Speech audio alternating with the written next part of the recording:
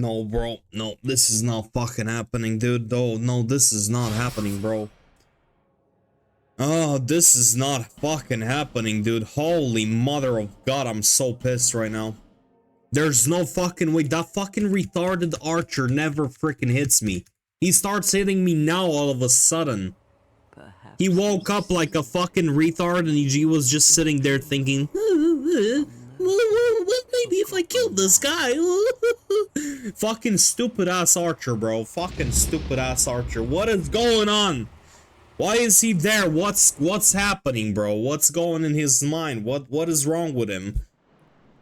Fucking stupid ass archer. Holy mother of God.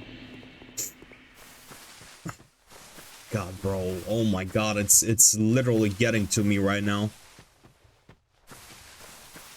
Like, just random ass archer just starts shooting my ass when he normally doesn't.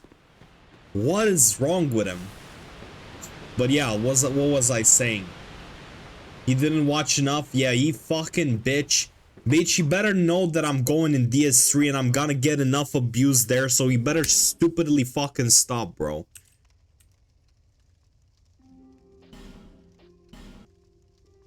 Yeah, so I was saying Dark Souls 1 bosses are pretty trash, like most of them. Like, there's no actual, like, memorable boss in Dark Souls 1 for me. My first game was Dark Souls 3, so I have literally no nostalgia for Dark Souls 1. I played Dark Souls 3 back in 2016.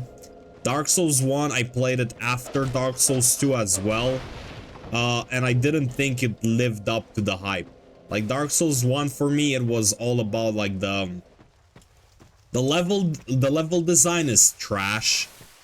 The enemy the enemy placements are trash. The bosses are mid.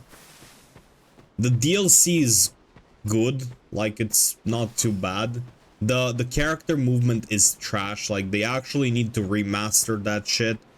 Like, they need to actually remake the whole game. Actually, they need to remake the whole game in a different engine with a like a lovely team that actually cares about the game, just how Demon Souls was remade. Like, Dark Souls 1 right now is real bad. Like, you get a bunch of bosses that have only like 2-3 attacks. Like, Taurus Demon and Capra Demon have like 2-3 attack patterns. Let me think. Bed of Chaos is one of the worst bosses in the whole trilogy. Like, Bed of Chaos is legit a worse version of Wolnir. Bed of Chaos is like a worse version of, like, I don't even know, is there a freaking gimmick boss in like Dark Souls 2? Let me think. Gimmick boss in Dark Souls 2. Is there actually no gimmick boss in Dark Souls 2? Wait. Who would it be? Bellstat, no. Interesting.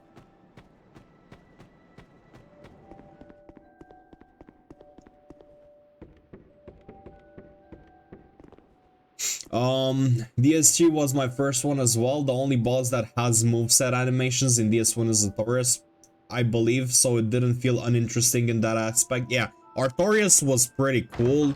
Manus is very hard and pretty cool, but I feel like Manus does not belong much in, because like Manus is hard, but it's only hard because the game plays badly. Does the DLC boss where you kind of assemble an army count as a gimmick at all? Wait, you kind of assemble an army? Wait, which DLC boss are we talking? Because I don't know which one you mean. Because I'm talking like DLC boss in Dark Souls 2, and right? You assemble an army. In any case, I don't remember the name. I don't know, bro. I don't know any boss like that. The Dark Souls 2 has like no gimmick boss. There's no boss that you can only kill doing this specific thing.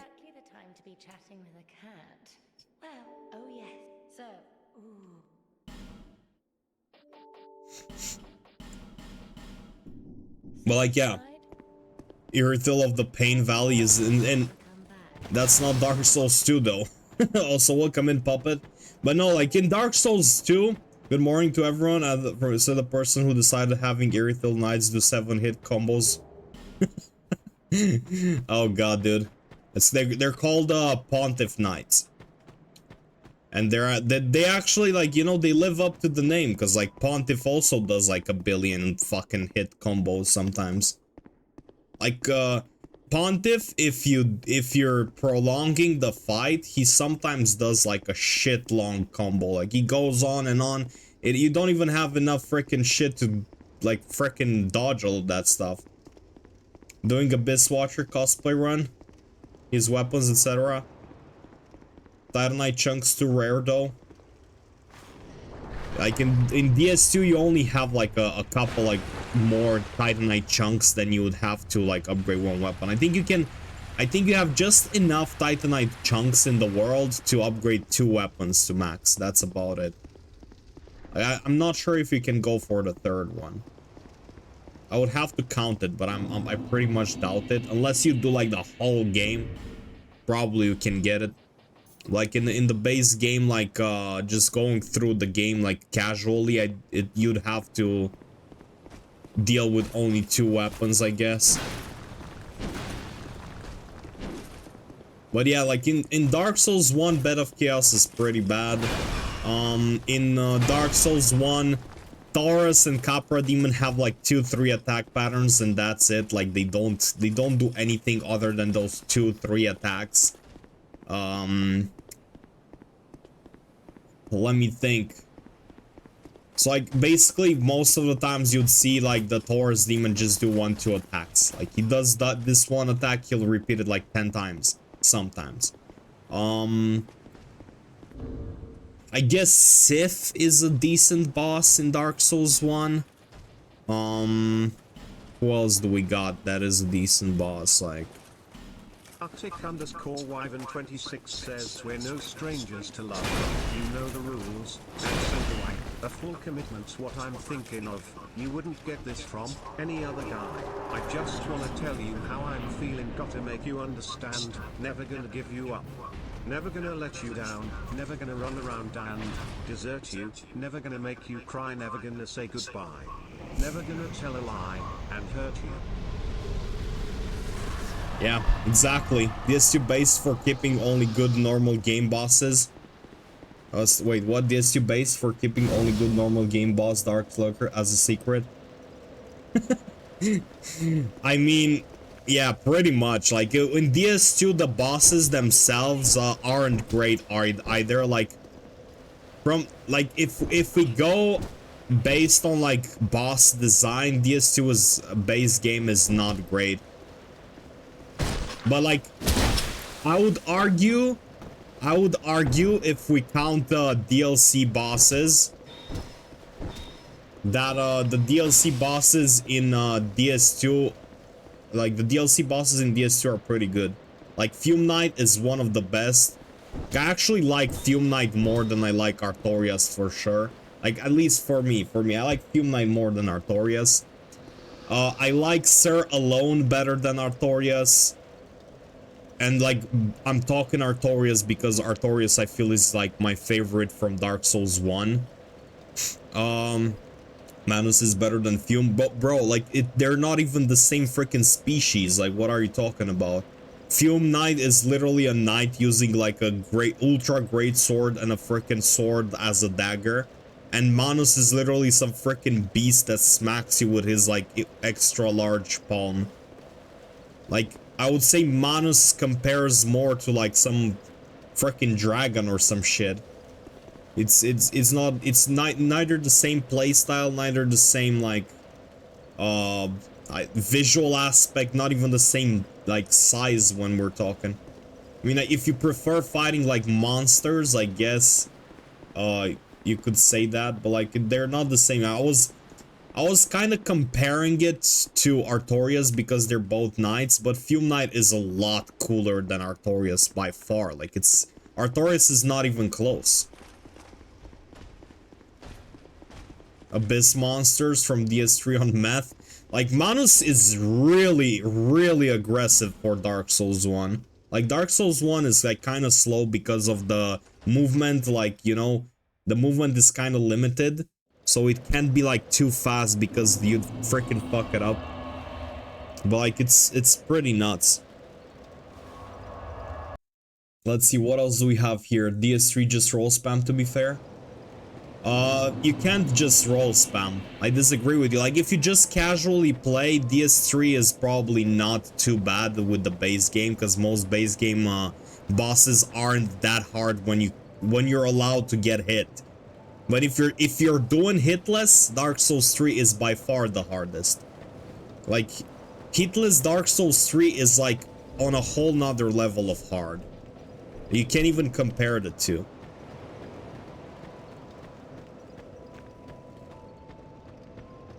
Like, just Soul of Cinder alone, hitless, is so hard. And then you just think about it that he's literally the last boss in your run. So, like, you do no hit throughout the whole game. And the hardest thing in the game is literally your last boss. And then when you consider that, and you also factor in the fact that you've been through like hours of no hit, which means your nerves are through the roof right now. Like, you're nervous as fuck, because when you get there, you start shaking. You're thinking that this might be the run, you know, and so on. So like, it just gets significantly harder for you to concentrate. It's like having that guy as the last boss is already pretty bad, but if you factor in all of this shit, it's just literally one of the worst shit ever. And the problem is, learning to no-hit Cinder is like a lot of pain as well, because Cinder literally has like a billion-ass frickin' attacks. Like, Cinder has the most number of different types of attacks in the game. Cinder has like 20 plus different variations. DS3 no hit is probably most fun. I don't know about that. Like, the fun aspect depends on you. Like, if you don't like DS3, you probably won't have a lot of fun. But like, it's for sure like there's more action in DS3. Like, you need to be more active while fighting.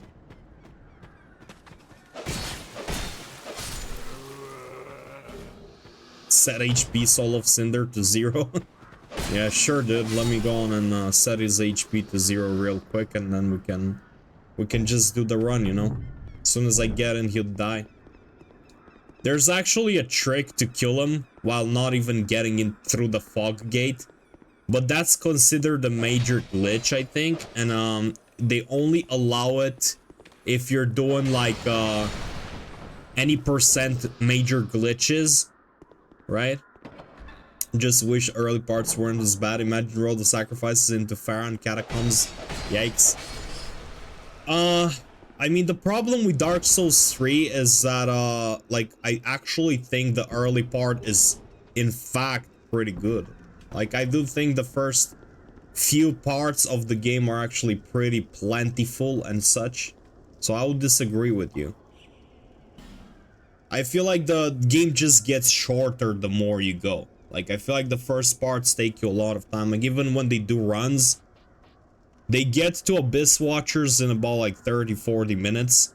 And then they just finish the whole game in another 40 minutes. It's kind of like...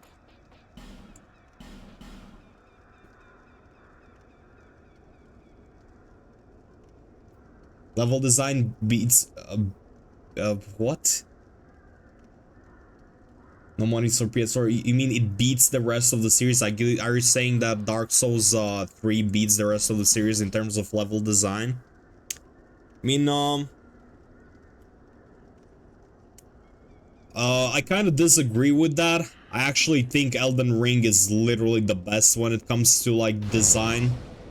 Like, it has like of course, since Elden Ring is literally so much bigger than all the other games, it also has a lot of trash, but like Elden Ring's design is so much better. The format is different. Yeah, but then what we're talking about level design. Like the format doesn't matter when we're talking about like the specific level, right? Because like we're talking like say if you pick a dungeon from Elden Ring, you can compare it to just like another like dungeony platformy part of Souls. Say you take Shulva from DS2 with all of the platforming and like you go through all the castle and shit and you figure stuff out through there and stuff like that. I think Elden Ring pretty much clears. But in any case, like even from the Souls, if we're talking like design as in like not the placements but as in the art of the game, I do think Dark Souls 3 is top. Make a For Honor type game. I mean, that would be cool, but I don't think it really suits the game much.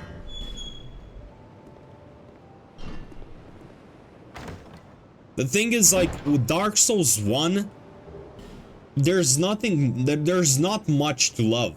Like, I'm pretty sure at this point that you either have to be pretty stupid, like, I'll say it like this, you have to be pretty stupid, or, like, insanely nostalgia-driven to say that Dark Souls 1 has good design. Because, like, there's plenty of moments in Dark Souls 1 where without a guide and without like heavily researching, you just end up in a stupid situation you don't know to get yourself out of. And without a guide, you'd probably just sit there like an idiot, just face smashing the freaking game with all sorts of like different stupid ideas that don't work, just to get past through a stupid like short level. Because I'm thinking, I was watching Shane. Well, as for gaming, he's a pal, right? He was playing Dark Souls 1 for the first time. He was in Tomb of Giants. What do you mean, bro? Like, that's not true. You need to think a little bit more. You need to be, yeah, like, you need to think a lot more about it. Sense Fortress is pretty straightforward. In Sense Fortress, just dodge the freaking traps and get through the fucking mobs. That's it. Like, Sense Fortress doesn't need one. Tom, I did blind just fall. There's no blue particles, bro. If you don't have a torch, the particles just end halfway through and you're lost. Like, even if you're a genius, you won't get through there without help. Like, it will take you, like, hours. Like, I don't know anyone that played Dark Souls 1 on screen, like, watching him play, right? Like, I'm watching you live on Twitch, or I'm watching a freaking playthrough on YouTube or whatever. Anyone who played the game that I saw, that went through Tomb of Giants for the first time, they took, like, hours to get through.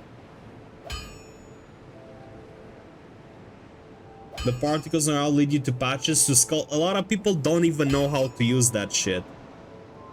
What if you don't fall? Yeah, you could also not fall there. You could not fall for it. You could just like pass patches and not even notice him, like I saw the other day. Simply because the world is more interconnected, which is nice, but I don't think it makes the best world design. Yeah, I don't think that like the art of the game is so much better in Dark Souls 3 by far. Like, the bosses look more badass. Like, I would take literally like Yorm. I don't even think is like a good design for a boss, because like fighting him normally sucks, and if you don't fight him normally, it just takes like 2 seconds to beat him. And at the same time, I think Yorm is a better boss than any Dark Souls 1 boss. Literally any Dark Souls 1 boss. Gwyn is just an old lunatic that is sitting there waiting for you. You get in, you freaking beat him like 2 hits. Like, that's literally the last boss. Gwyn is much worse than Cinder as well. Like, much worse of a last boss. Like, maybe lore-wise, probably not, but if I'm gonna compare how I felt when I went into Soul of Cinder and he gets up and he uses all of the tricks you've learned against you, like, it's literally a worse Ishin from Sekiro, but like, it's still better than Gwyn, for sure.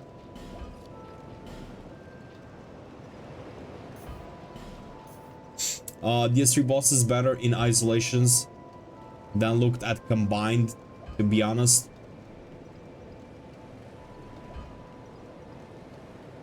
Gwyn can be quite difficult if you don't parry spam him. No, that's not true either, because I didn't parry spam him when I first fought him, and he was still one of the easier bosses in the game. Like, I still died more to other bosses in the game, like, I don't know, Nito. Nito is one of the worst in the game, like, in the whole series, to be fair. Because, like, Nito is one of the easiest bosses if you just fight the boss and that's it. But he's like significantly harder and it takes people like hours to beat just because there's skeletons that respawn in the fight with him. And there's like 5 skeletons in the arena with him. And he also has that attack which is insanely hard to dodge if you don't know the trick. So like if you don't know the trick, the attack is insanely hard to dodge. Then if you go in there and you don't know about like holy weapons and how they work on skeletons, you literally fight Nito and 3 skeletons at the same time. If you go further and you don't know about the big skeletons, you might drag them in as well. So now you're fighting 5 skeletons and Nito. He also has like one attack that covers like half of the screen. Let me think.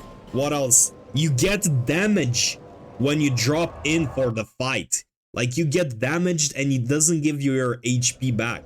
So, like, just dropping in, you already use 1 or 2 healing wares. So, like, what the hell? Better than DS1, but RPG feeling weak in DS3 compared to DS1 and maybe even DS2. Yeah, DS3 is a little bit more straightforward. That's true.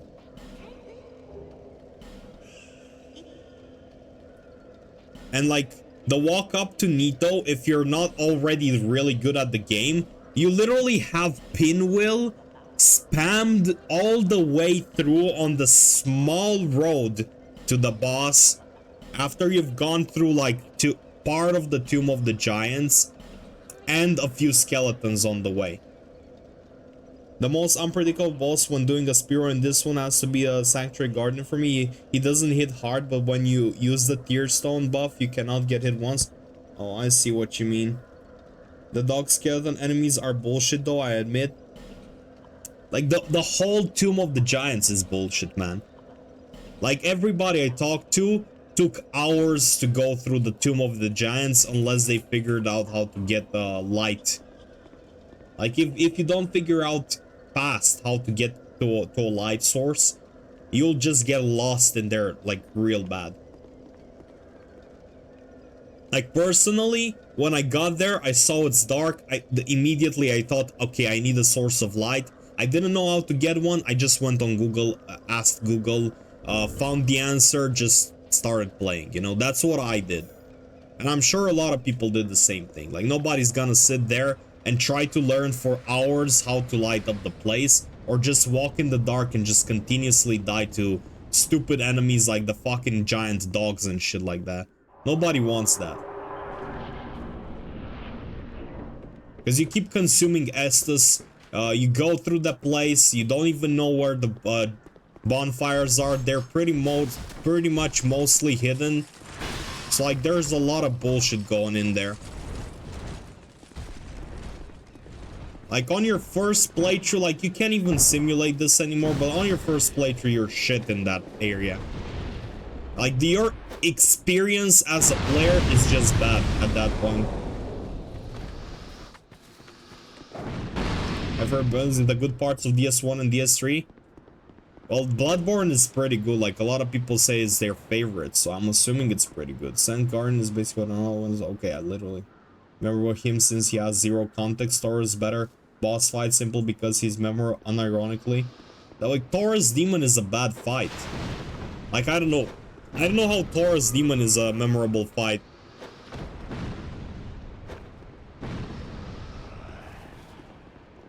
Also, like, Sanctuary Guardian, I literally beat him first try.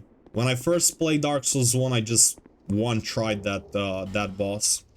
Like, no problem. It didn't feel too hard. Imagine DS1 had the broom and sang as the later parts. Absolute. Yeah, Bloodborne is my favorite from Soul game, closely followed by Elden Ring. 1 second, dude.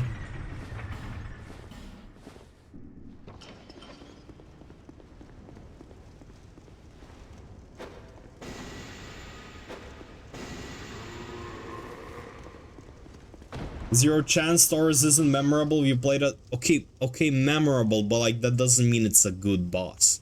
Like just because you remember him and you know, like, cause the scene does create an impact, because you're walking in, you expect the boss, then you see no boss, and you're like, oh, it's just another area, and then you walk to like halfway through the bridge, and you get freaking hit in the back by archers that are above you that you didn't know existed, and then all of a sudden a freaking demon is chasing you.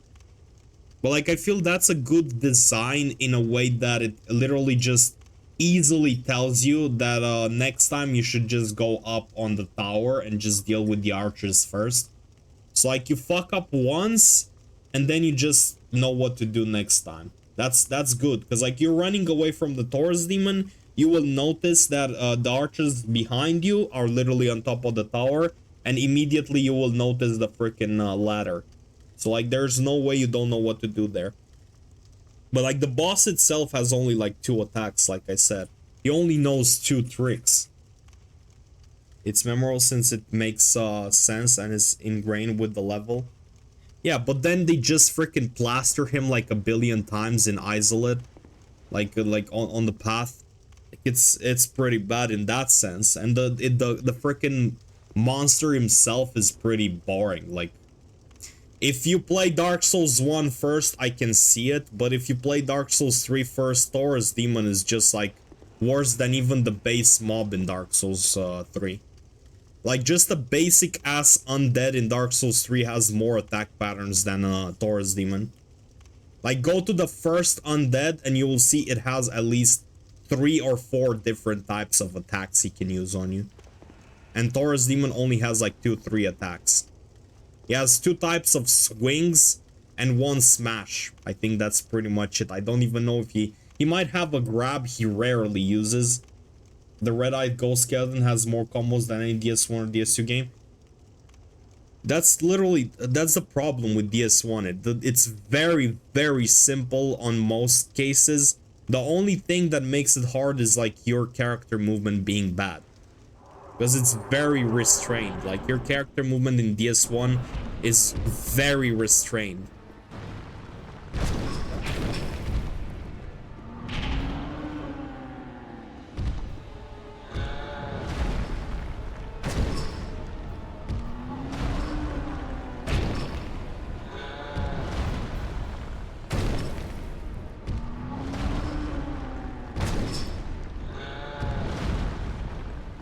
Not to mention that I feel like bullshit design is also 4 Kings. With the fucking black arena, like completely dark arena. Like, I can see how that would be cool in the mind of the devs when they made it. But it's literally not. It's just like bullshit. Because like, you have those stupid freaking attacks, like the magic attacks. And you can't tell the difference between you and the attack. So like, you're just watching the attack come towards you. Is the Abyss? Yeah, but it doesn't make like... It's the Abyss because they wanted it to be. That's the only reason. Like, why did they literally wanted it to be like that? They wanted the freaking boss to be in the Abyss. They wanted the Abyss to like literally be the absolute darkness, because that's the literal definition of the Abyss, but that doesn't make it fun. Like, yes, it's true to the lore, yes, it's true to the what the name implies and so on, but at the same time, that doesn't mean it's fun. You literally have the boss. The first time you go there, you can't make the difference between taking away the space. It's the... Yeah, but that, again, that doesn't mean it's good. It's unique, but not necessarily good. I can come up with bullshit that is really cool on paper, but as gameplay is just annoying. Like, I can come up with a lot of shit that is good on paper, but it's bullshit. Like, literally bullshit. I can literally call like I have a boss. He's called the Space Mutant, and the Space Mutant is literally a freaking creature that like can now breathe in the void, and now you have to go fight the Space Mutant, but he's in space, you know, and the Space Mutant can literally live in the void of the space while you can't breathe in space. So now you have to fight this boss, the Space Mutant, which has like 4k HP and you deal 200 damage per hit in space, but you have like 10 seconds to beat him because that's how much you can hold your breath in space. Good luck. Like, it's cool, it makes sense because like he's in space. He's adapted to like not having to breathe, so he's not dying, but you have to beat him in 10 seconds now. See, it's like, it makes sense with the lore I just made up for this stupid ass boss that doesn't exist. It also makes sense that you as the main character can't breathe in space, so your time is limited.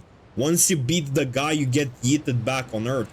But it just doesn't make the fight fun, because now you have to literally hurry up, and you can't even digest the boss. You just have to fucking slap him real fast and run away. And then Space Mutant has parry abilities and animations that are solved because you're in space. Exactly, like fucking, it's just bullshit. The Four Kings is just a bullshit fight. The boss looks incredible, like his design, the way it was like, the art of the boss is insane. The attacks and movements are pretty good, but like just the arena itself is only cool when you think about it, but when you have to go through it, it's just a pain in the ass. It's just annoying. And you have to freaking run to the boss for a long time because there's no bonfire in New Londo. And then once you finally get there, you have to, like, you're on a timer as well, because you need to kill the first one real fast, or now you're fighting two. And you also need to, like, the perception part is also bad because, like, that's the whole point of the, like, the combat system. The whole point of the Dark Souls combat system is you seeing an attack, the attack is like telegraphed, and you're able to react and dodge in time, and your dodge has iframes which help you like literally nullify the damage of the attack if timed correctly. But if you literally add something that throws me off, that I cannot get used to, because you can't get used to that. Like, you can't get used to fighting Four Kings. You can't. Like, your brain literally will never be able to make the difference, like, the distance. You know how they do it? Because it's impossible, like, mostly impossible to do those dodges. They actually throw an item on the floor so that they can have the perception of distance using the item on the floor. Like, you can check, like no hitters and like speedrunners and such. That's what they do to be able to like tell what's the distance between them and the boss. That's literally just a trick. Like, it's not intended. So like the fight is literally just bullshit.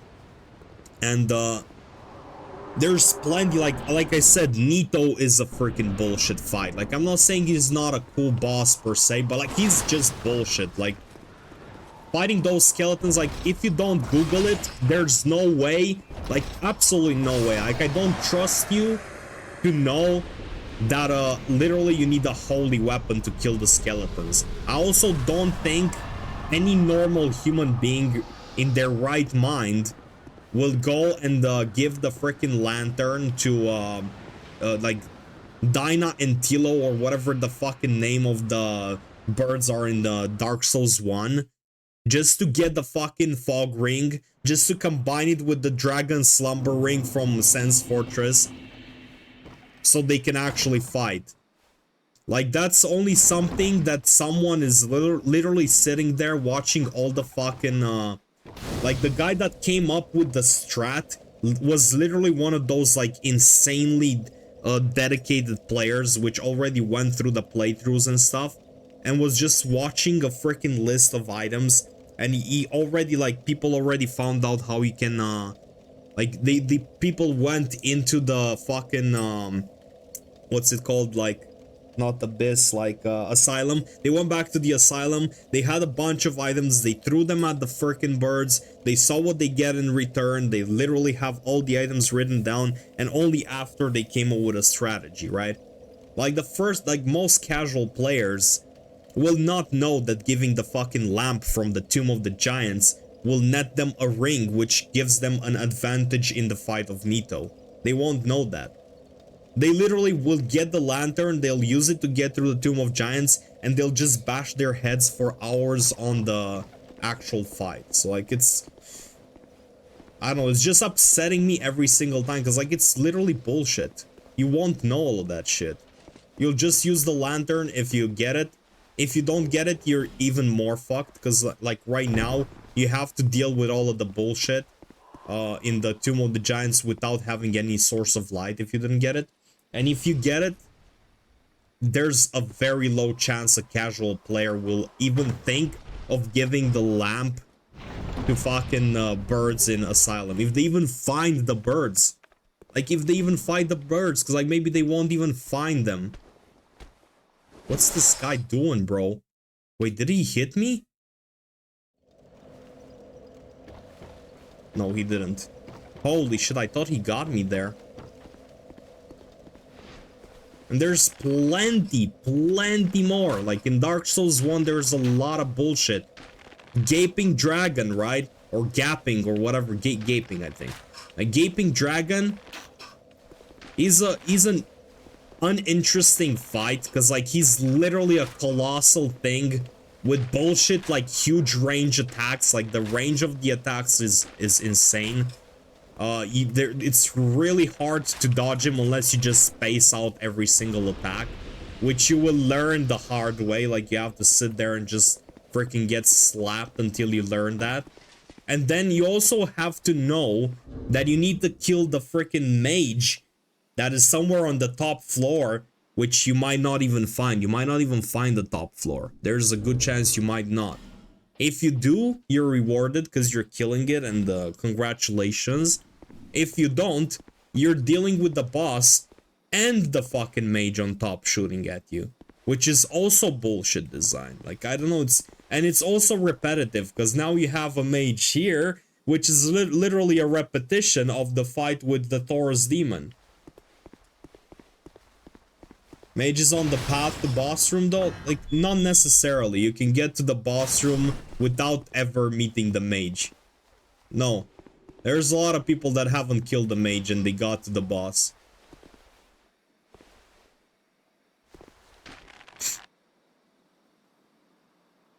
It's literally like, it feels so much easier, and it makes so much more sense anyway if you actually played the game and you've played it many times, and not only played it many times, but like if you literally just if you're literally just like an enthusiast of the game, you will know all of this shit, but you wouldn't have known it the first time. It's just chance. If you did any of this, it's pure chance most of the time. Let me see what I was busy slurping. I ran past the mage first time.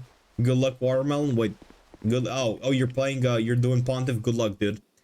But yeah, it's what I'm saying. Like, there's a lot of shit in Dark Souls 1 you wouldn't know on the first playthrough, and no way in hell you would like literally find that shit out. Like, it's not happening.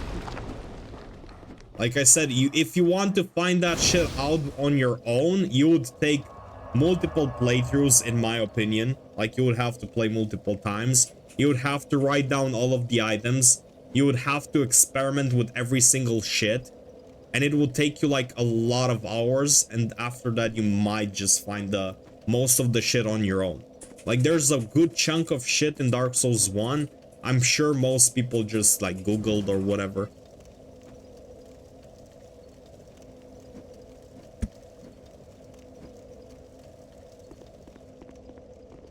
Some things require you to do some like insane stuff that you might not even think of doing. Like, you might not even consider it a thing.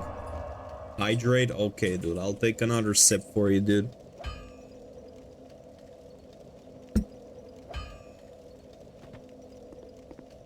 Bro, I'm not hydrating multiple times. You're being bamboozled. Actually, let me, you know what? Just so that nobody gets upset about like this shit here. Let me just go on and put like a timer on that shit. Hydrate. Let's see. Kill it in 3 seconds. Well, that's Pontiff for you. You know what to do with him. You'll pretty much slap him. You don't know what to do. You get slapped.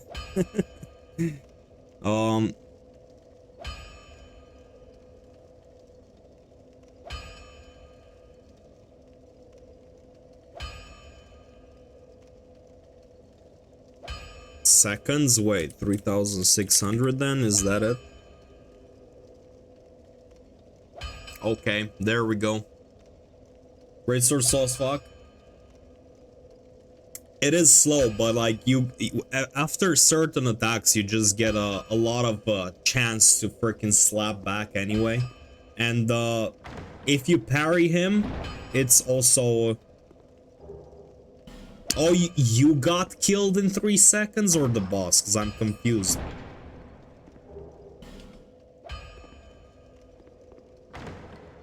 Because, like, based on your message, I thought you got him, like, real quick with the parries and shit. But now, based on the second message, it sounds like you got killed because you're slow with the greatsword. So I'm unsure what's, which one's which. But, like, yeah. Pontiff is a bitch if you... Oh, you? Oh, okay, I see. That means he got you with the first, flurry of attacks. Oh shit, I freaking denied this shit. Okay, let me go on, and we're in Bastille right now. Well,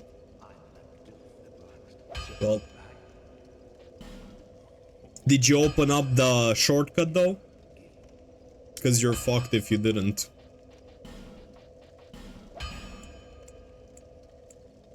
Oh, fuck off, dude.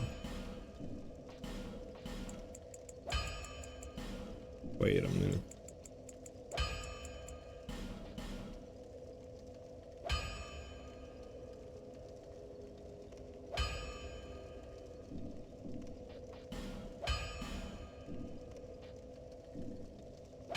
Okay, let me go on and throw up the shit, because like I was so sick of doing this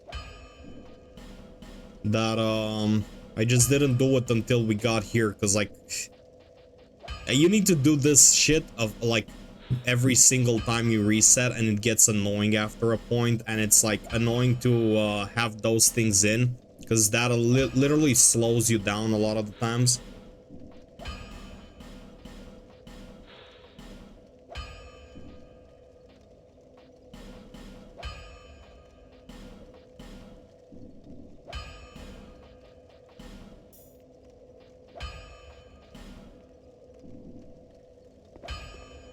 You remembered? You opened it? That's good, dude. Trying to think like which boss I actually like in Dark Souls 1, but like I said already, I like Sif. Sif I think is a good boss. Like he's pretty quick. He has like cool animations. He looks cool as a boss. He has good lore. I mean, it's a she. I don't know. I think it's a she, right? Sif is a she. Actually, they don't know for sure what the gender is, I think. Let me think. Something else. Like Sif. Artorias is nice. Like he's a nice boss. Manus is a good boss. A little bit too freaking aggressive, but like it's a good boss, I believe.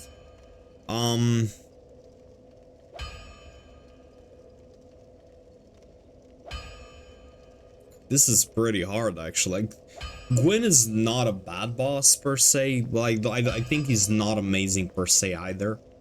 So I'm a little bit split on that one, but guess like those are like the only bosses that I can think of that are like any good.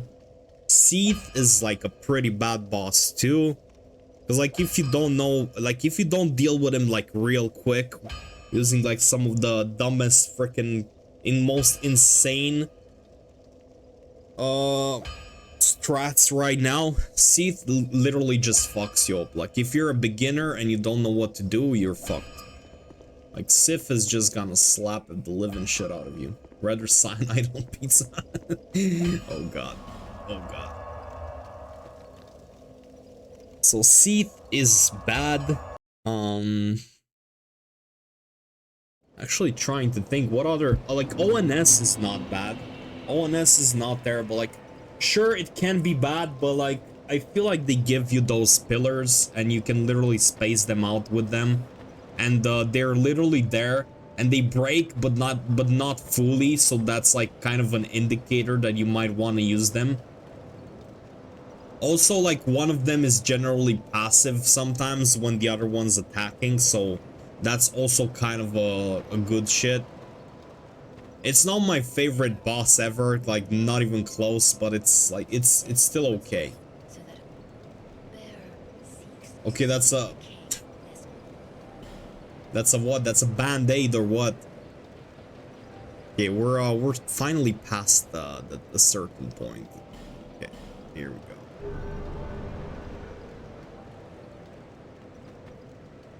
Like, it's pretty sad because, like, I'm trying to think and there's literally no freaking boss in Dark Souls 1 that I actually think I like other than the ones mentioned already. It's like, that's literally like 20% of the bosses in the game or some shit like that.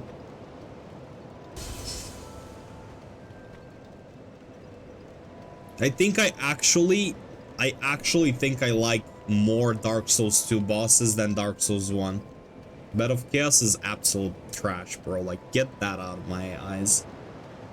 Baron's Greatsword, Barry, not working on him. Wait, I'm not entirely sure what you mean, Puppet. Baron's Greatsword party, like parry, you mean? It's best to use Buckler or the parrying dagger on Pontiff.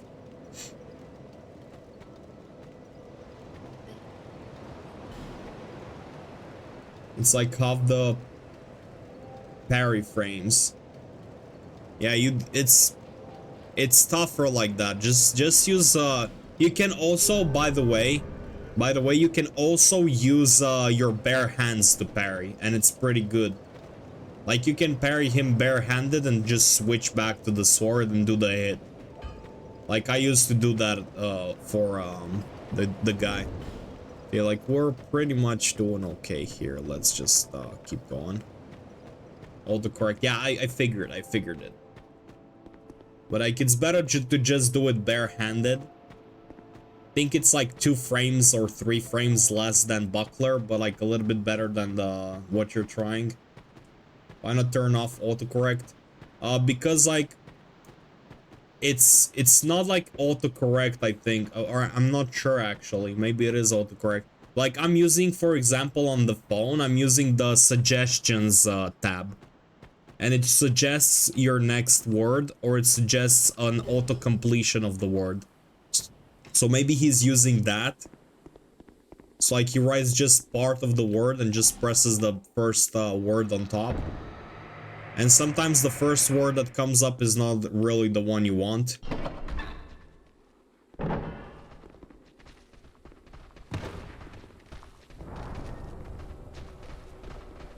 Oh shit, that was a little bit too close, dude.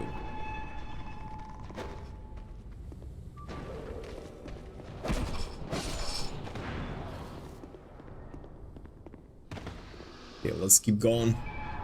We got this.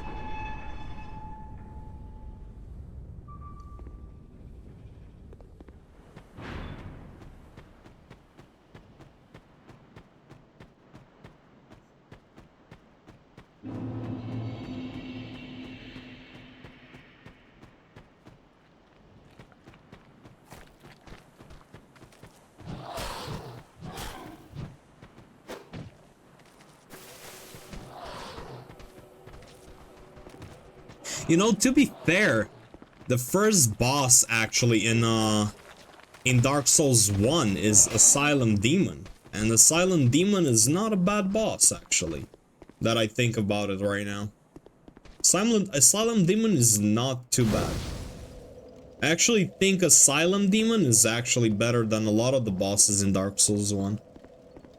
And Asylum Demon is most certainly better than Dragon Rider and Lost Giant in a way, so he's just overused. Yeah, that's true, but like I'm saying specifically for like the tutorial boss, I think he's a little bit better than Lost Giant or like Dragon Rider. Actually not sure, because I like Lost Giant too. But it's just kind of easy. But I feel like Asylum Demon might be a little bit harder for like new players. Just a tad bit, you know?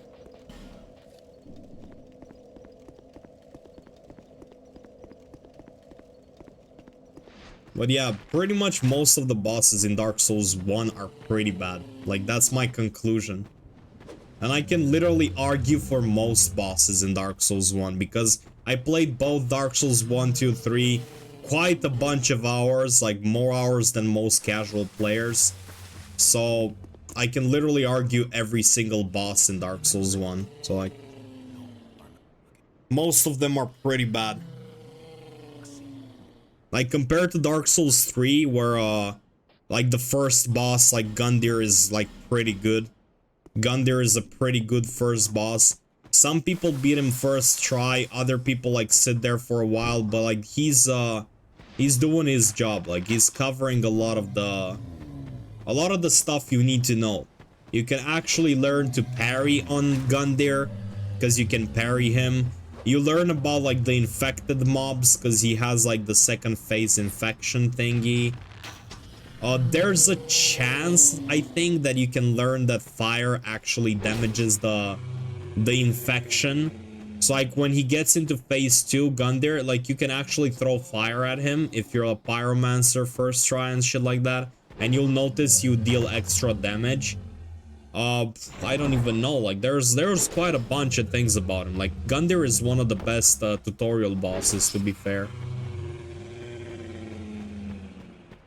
Like Gundyr's probably the best tutorial boss in all Souls. I mean, it depends if you count. Do you count Genichiro as the tutorial boss in Sekiro? Because then Genichiro is better in my opinion. But like, if Genichiro is not considered the tutorial boss, then I thought Quelaag was pretty memorable, at least concept-wise. Well, I'm not saying memorable. That's not what I'm saying. Like, of course they're memorable. Like, I'm not even debating memorable. Like I said earlier to Puppet as well, memorable does not mean good. Like, just because you remember the boss design or like the arena or something like that does not mean the boss himself is good.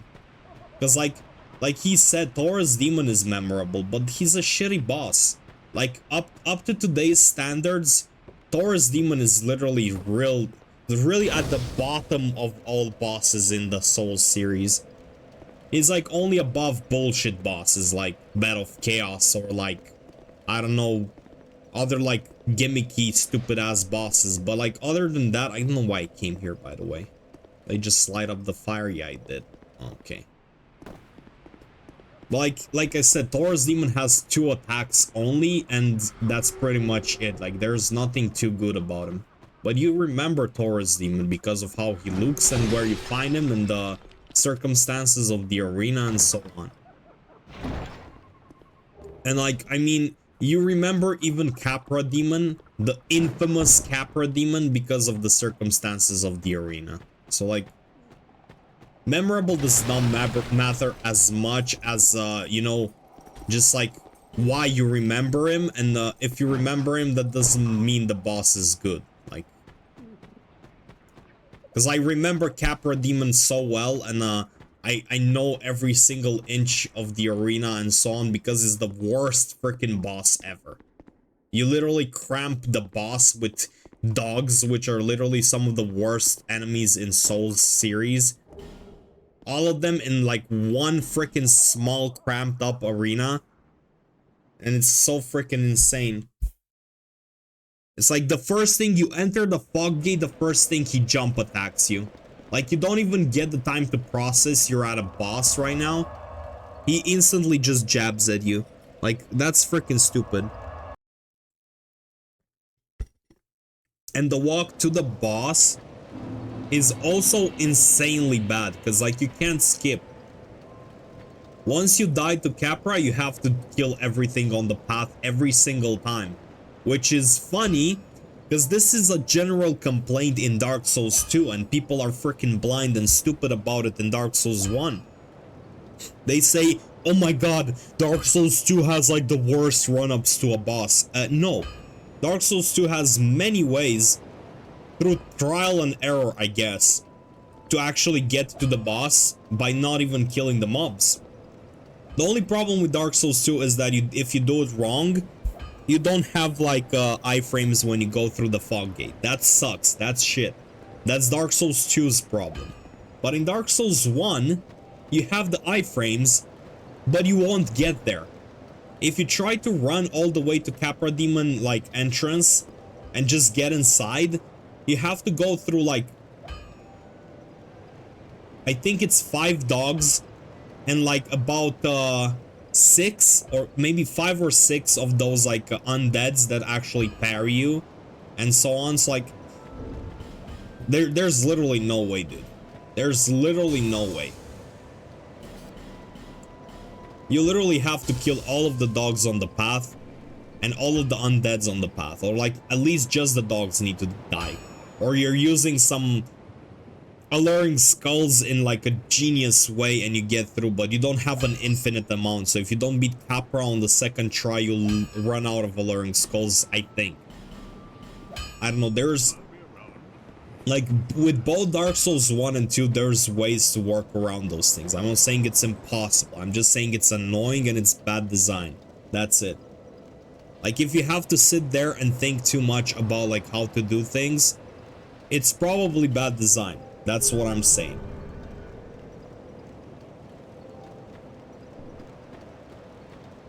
Because like if it's not a puzzle, right?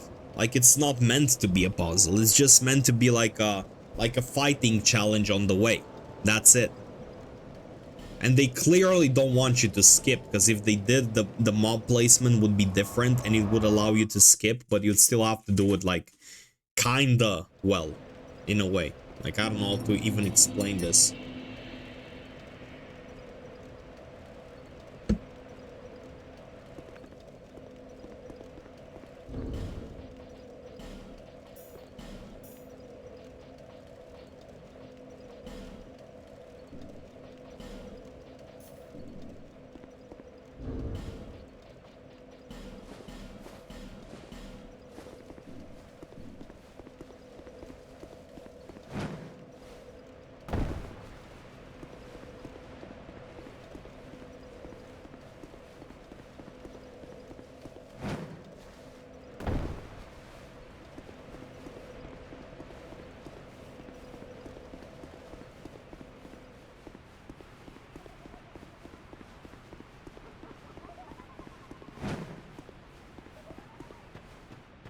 Like in Dark Souls 1, it's a pain in the ass, even like just running. Oh, fucking hell no. It's a pain in the ass even just finding the blacksmith. Like, finding the blacksmith is a chore in Dark Souls 1. Which I think is like, you know, it rewards exploration, I guess. But like, taking into account the kind of like boss and shit, like the kind of bosses and everything you get in there, it's like kind of shitty.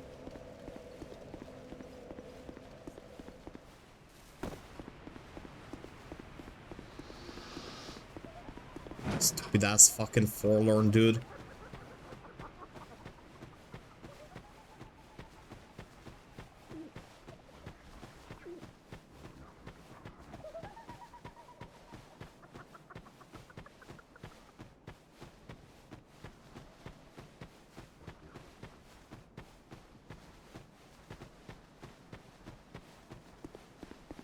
I'm unsure what to do here. I'll probably just use this up.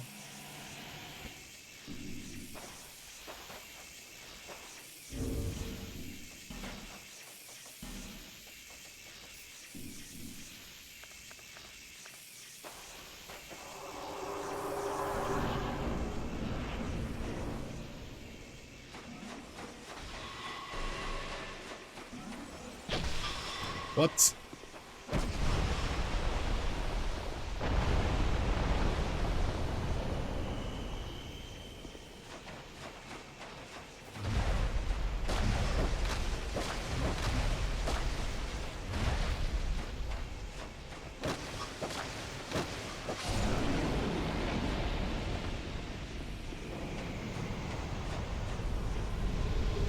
Okay, let's just go do that shit real quick.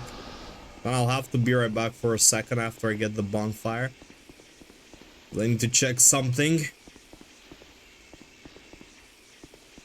That was like a cursed freaking forlorn spawn again, but like, at least I know how to deal with it in a way or another. Like, I don't want to kill him or anything. Just want to get him out of the way so I can just run to the boss room.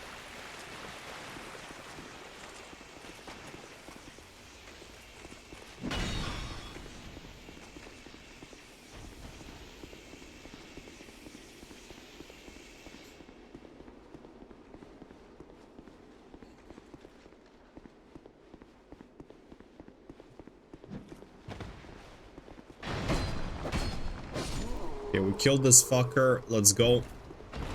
Hopefully everything is okay.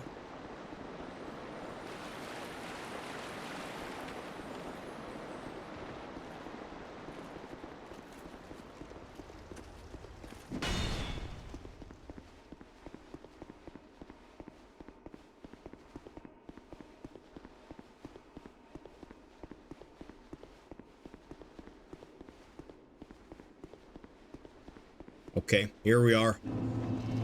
We're in Seldora. We're about to go to the Rotten. Look on the runs. Thanks a lot, Sykes. Thanks for being here, dude. Hope your shit is better now, cause like I heard you have like you said you had issues with the OBS. I hope you fixed that one, dude, and hope you gonna get it soon as well, dude. Let me just go on and close this shit here. Set my stuff up, and we'll be ready to go. Like, let me buy everything here. Okay, this is one. What the hell? Fingers crossed I'll fix it over the weekend. Yeah, I hope you will, dude. I hope you will. You were also very close, dude. Just a little bit more, you know. One step closer to the edge.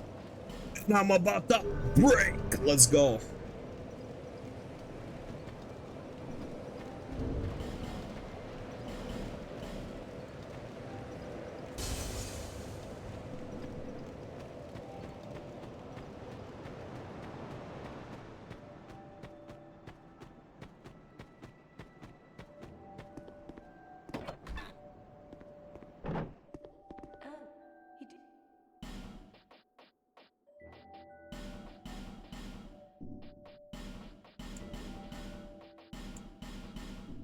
Satisfied? Okay. Be around. Now I just need to put on the frickin' ring here. I think I bought everything. I think I got all of the shit. We're on 5 vigor here. Okay, we should be good now.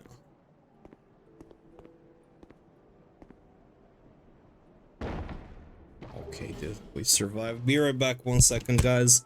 Need to check on something, and we'll be right back with the fucking run to Black Gulch.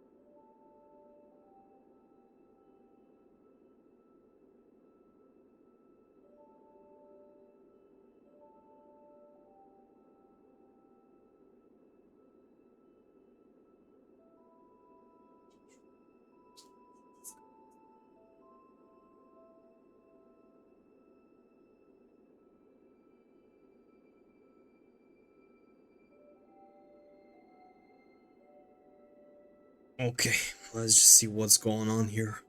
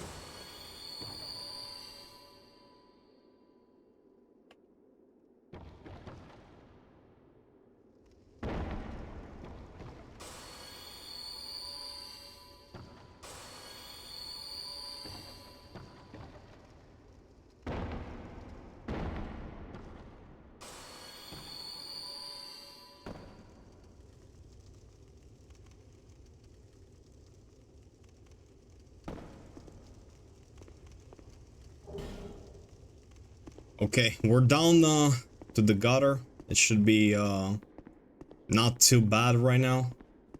Let me switch to my shit up here.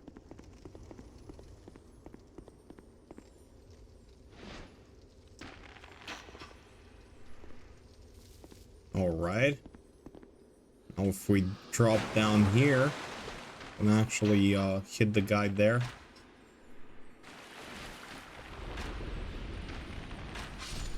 Okay, holy shit. The way they walk up to you like that is so freaking scary, because every single time it just feels like if you miss one more hit there, you'll fucking blow up in your face. It's like they also jump towards you, like they jump you up.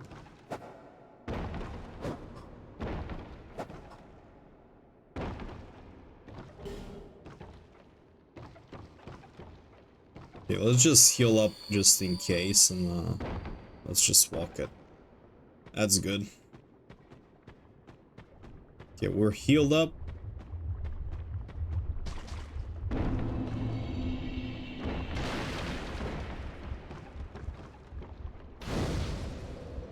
Okay, let me just sit down at the bonfire. We should be here. There we go. It's kind of going right now, so hopefully we keep it this way. Oh shit, dude. What's going on, man?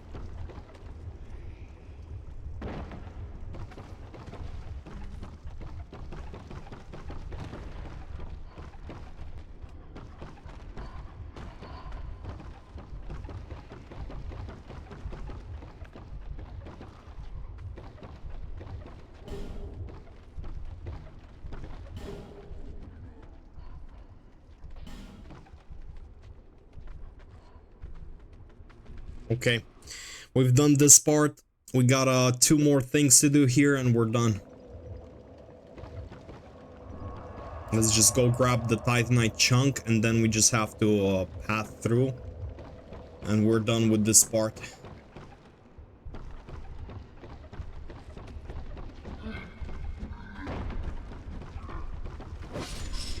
Okay.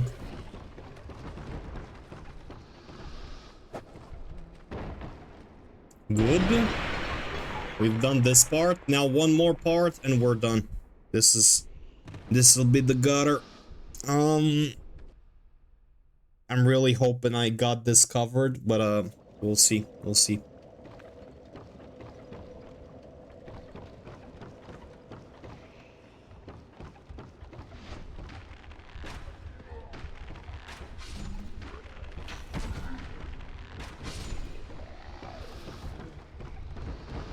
It's like right now.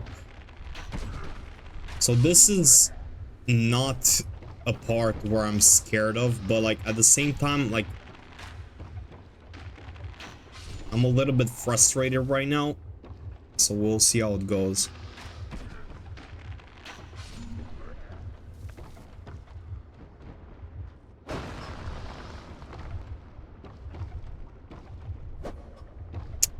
Oh, fucking bitch. I hate this statue, bro.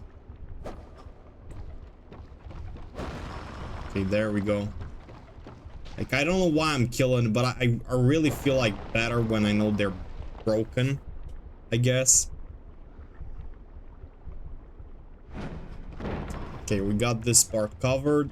Now this was the actual hard part.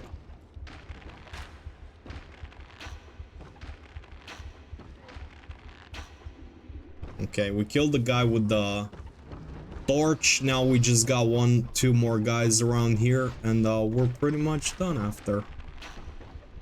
What? Actually, that never happened before. I think I was a little bit too far ahead. Okay, we killed this dude. Now we just need to switch it up, break the frickin' statue.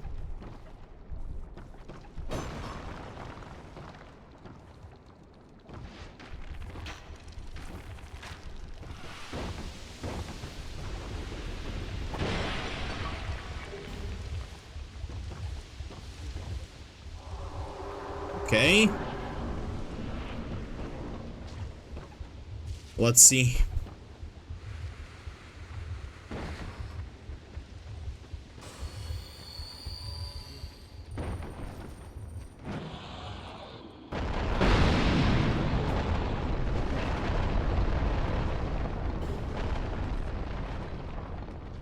That was a little bit close because I saw a guy getting close to me there, but guess we got it covered.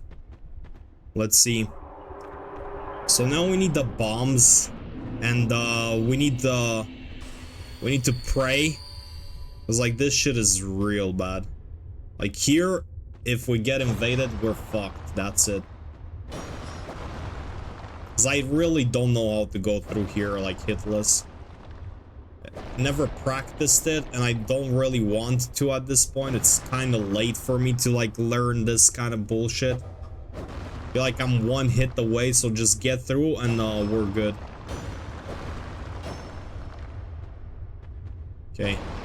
Seems at least that Forlorn is not gonna spawn, so I think we're good.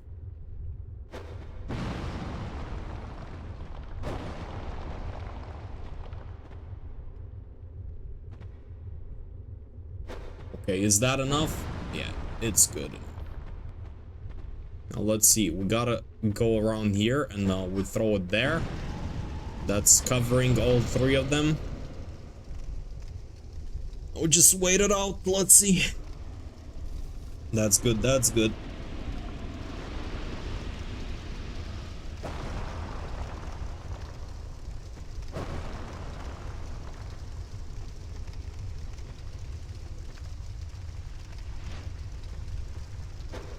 Okay, those 2 are done. We just need to kill up every single one of those pots, and we're good to go from here. Just breaking them all just in case. Like, I don't know if it really matters, but don't want to wake up like later on for whatever reason that pot should have been dead, but it's not dead, and now the run is fucked because of it. Like, I kind of doubt it's gonna happen, but at the same time, like, at this point, I don't even know, man. Like, at this point, I'm thinking, like, there's a lot of shit that, like, subtle movements and whatnot that, really fuck you up, you know? So I just don't want to have to deal with that. Just want to sit here, you know, mind my own business, do the stuff I have to do, and not think about bullshit. So that's why we're taking this out of the way. Okay, we got this dude. Can literally just go in now and fight the fucking Rotten, and we shouldn't have any issues. Okay, there's the guy. That means we're doing okay. Yeah. Okay, here we go. First Rotten fight. This is it. Let's hope we're doing okay. Oh, what the fuck was that, bro?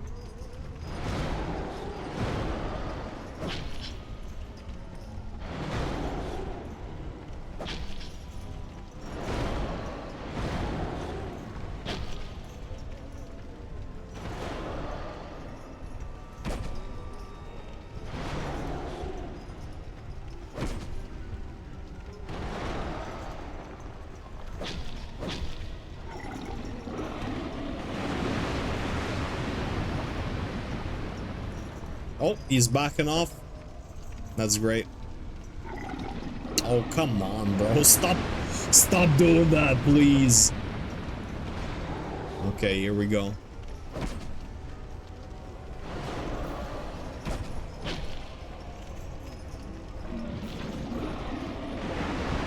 Well, this is one of those days, isn't it?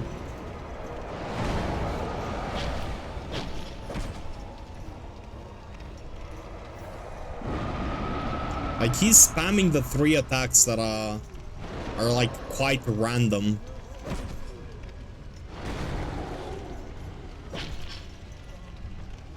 Okay, come on, bro, come on. Oh no, he's doing it again.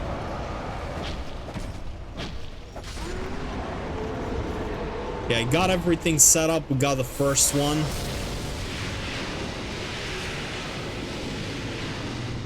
Now I just want to go get the adaptability, because like the adaptability really changes the game a little bit.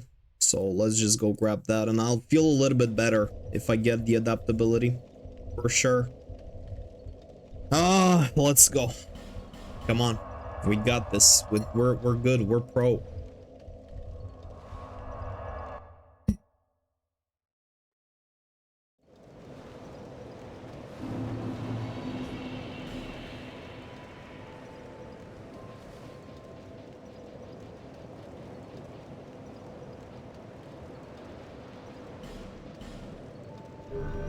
Oh god. Okay, there we go. Now we can go deal with the shit.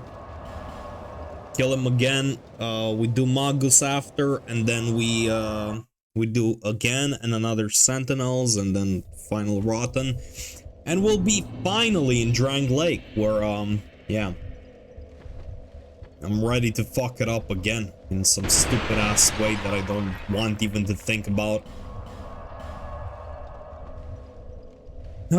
Let's go. Let's have some fun. Let's have some fun. This bit is sick.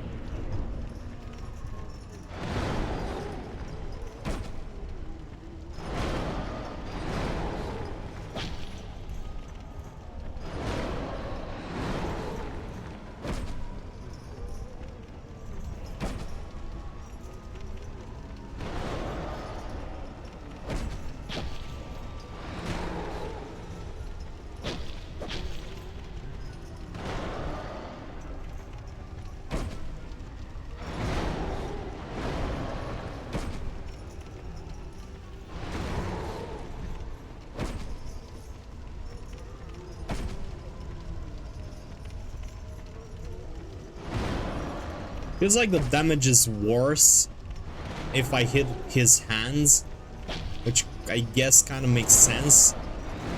Also, a lot of people don't know, but when you're actually fighting this dude, you can hear the screams of the bodies he's composed of.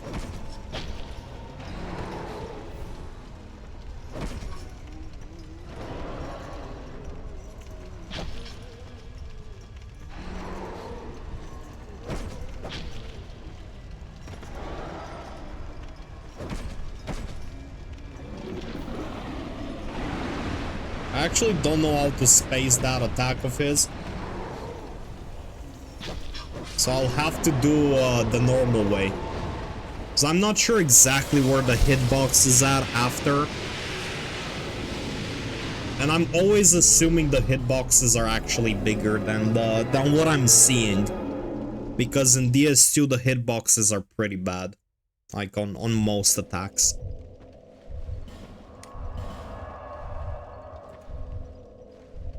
Okay, are we gonna get there? Is it possible? Can we actually do this? Let's see.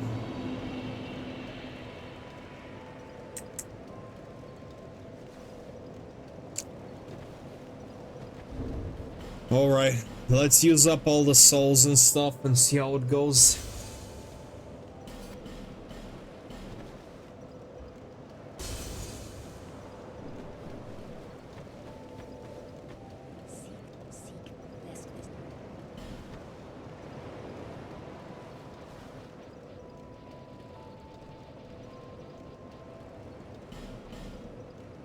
Okay.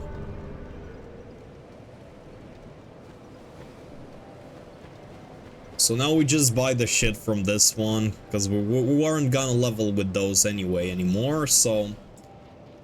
Buying this stuff, I'll just buy a few of those.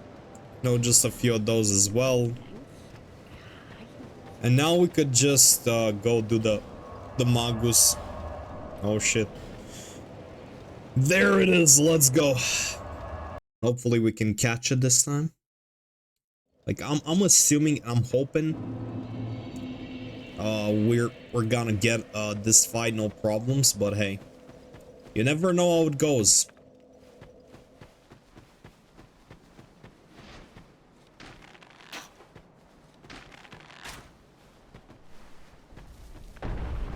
Okay, we're setting up the shit. We don't have the catering on, that's good. Okay. Okay, good. RTSR set up. Now let's do this. Good.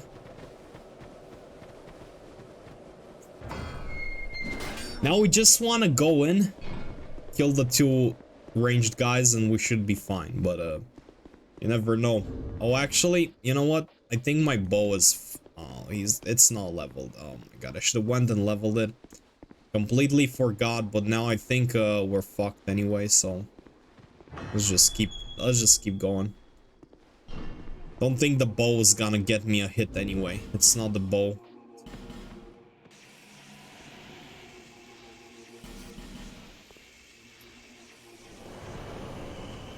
Like, my damage should be fine anyway.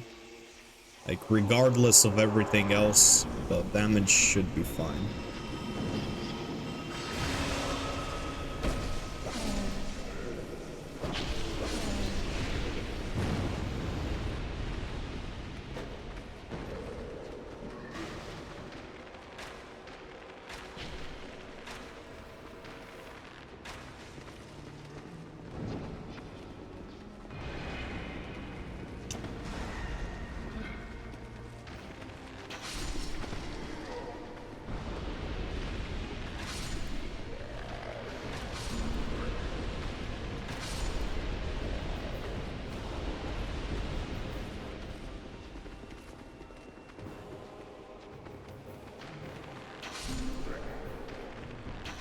Okay, we're good. That was it. That's the hard part now. Okay, let's see where the freaking crawlers are at.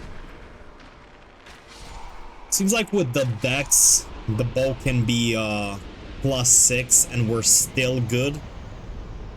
Just sucks a little bit. Like, let's see here. Is it still 2 hits? Seems like it's still 2 hits here as well. So like the upgrade for this part is not absolutely mandatory, but it's... Oh, are you kidding me?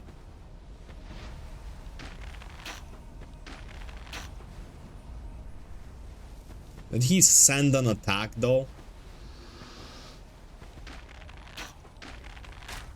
Okay, we're good. I don't know why would you go in and frickin' try to hammer the one, and when you're literally just all buffed up and shit, you can just snipe the fucking lizard with the bow and it's easier. Like, the guy in the video does it, so I don't know, maybe it's cooler like that. I know you look like a badass.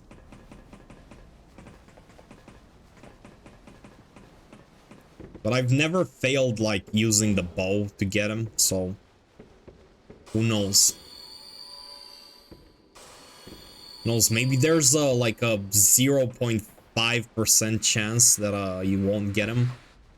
So just hammer is better. I have no idea. Okay, there we go.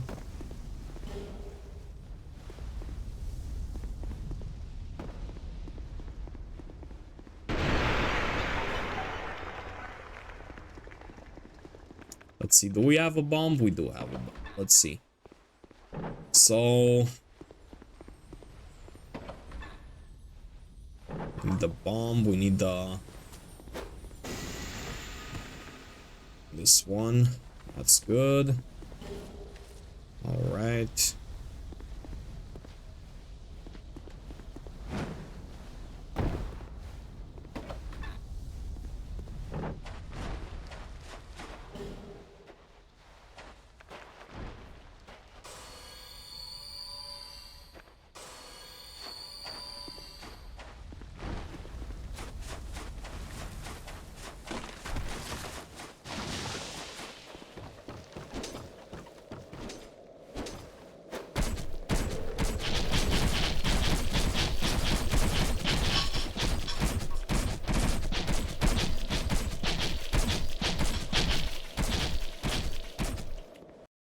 Okay, let's see.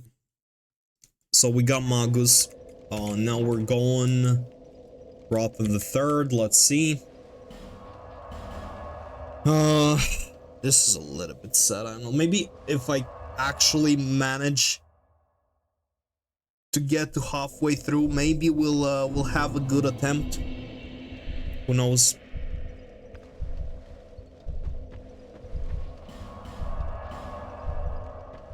Just like, I hope I pass Drang Lake if we have a good attempt. Because I really don't wanna... I don't wanna get stuck, bro. I don't wanna get fucking stuck for too long on this shit. At least let me go past that fucking point.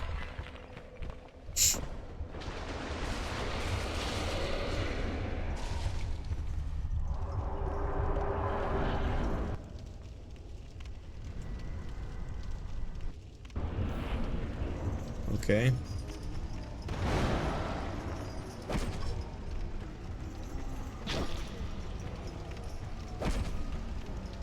Okay. Oh, he was so confused, he didn't know what to do. He was like, huh.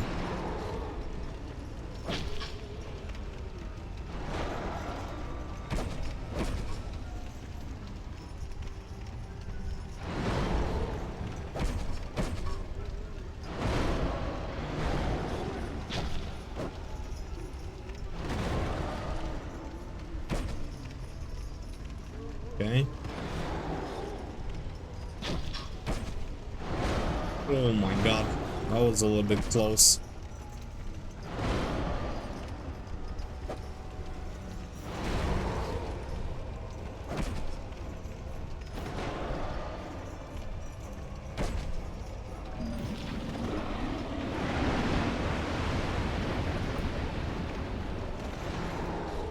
I can't hit after those attacks because, like, I'm always afraid he might just quick jab at me.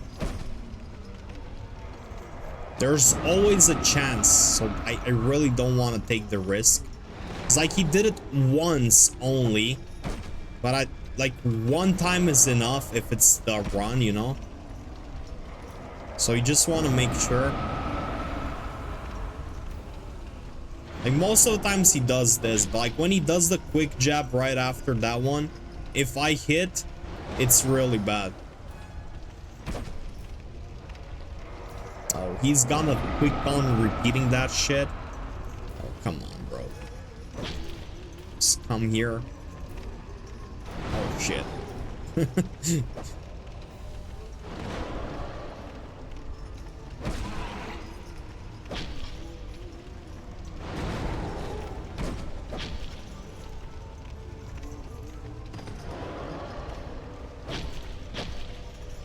Okay, we're almost done.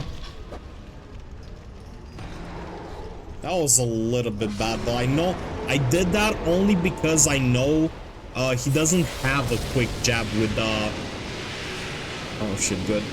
He doesn't have a quick jab with the left hand. He only has a quick jab with the right hand where the butcher knife is on. So like he can't really like real quick freaking slap me with the left hand. So since his right hand was cut off, he couldn't have hit me there, even though I did a freaking extra hit that I shouldn't have normally done there. So it's not too bad, I guess.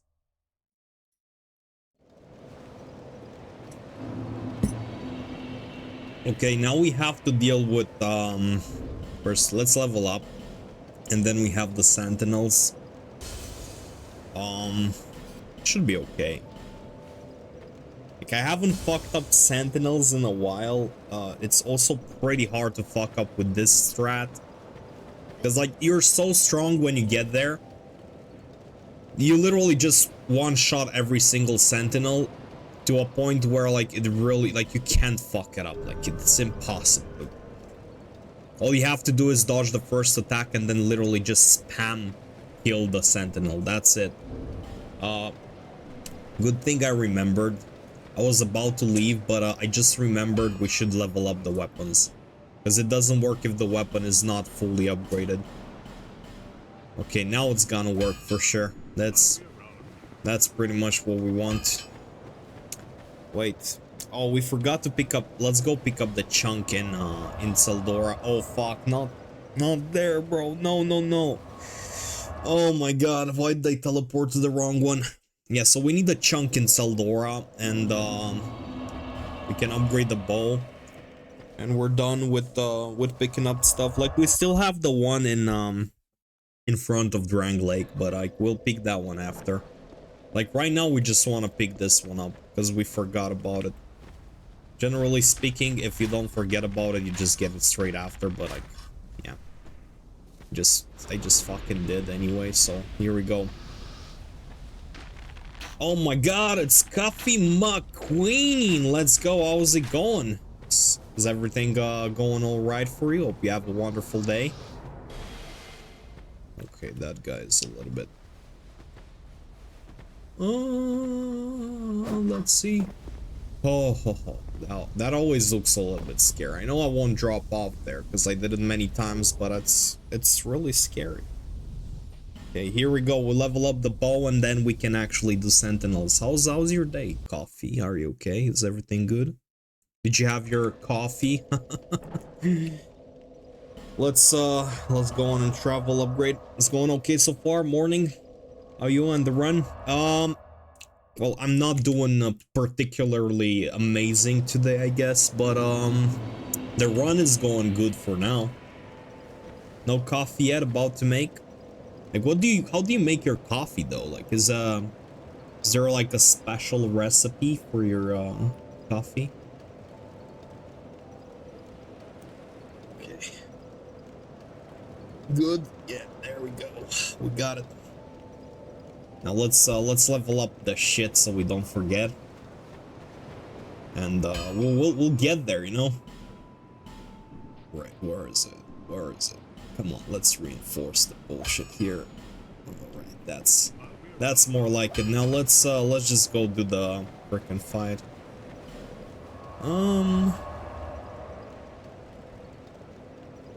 You buy whole beans and grind them up? Same here, same here.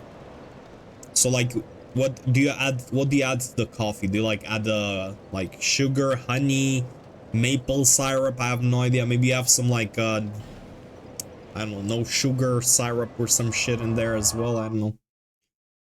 Do you like milk in your coffee? Do you just drink it like raw? 'Cause that's also something. Like, a lot of people just drink it the way it is.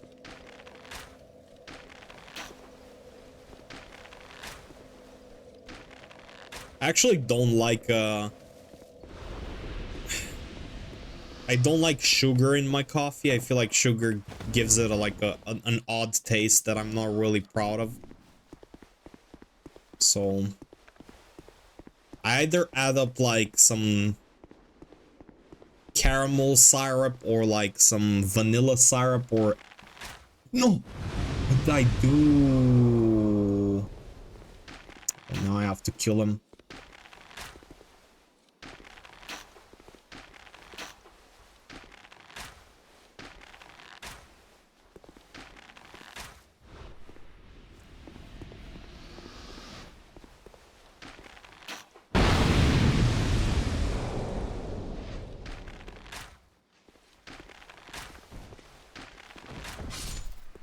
Pretty basic, a splash of sweet creamer, vanilla flavor usually. I can't do black. Oh, I see. I am using also like vanilla and caramel. Like right now I'm having the one with caramel. But I also have the vanilla flavor and most of the times I add that as well. You love the arrow sounds? I mean, they're pretty good actually. But the sound is not like perfectly accurate, but it's a pretty good sound. I also think it's not a new one. I think they used the same one in Dark Souls 1 and 3 as well, maybe. But it feels like the arrows, at least in Dark Souls 2, have more impact.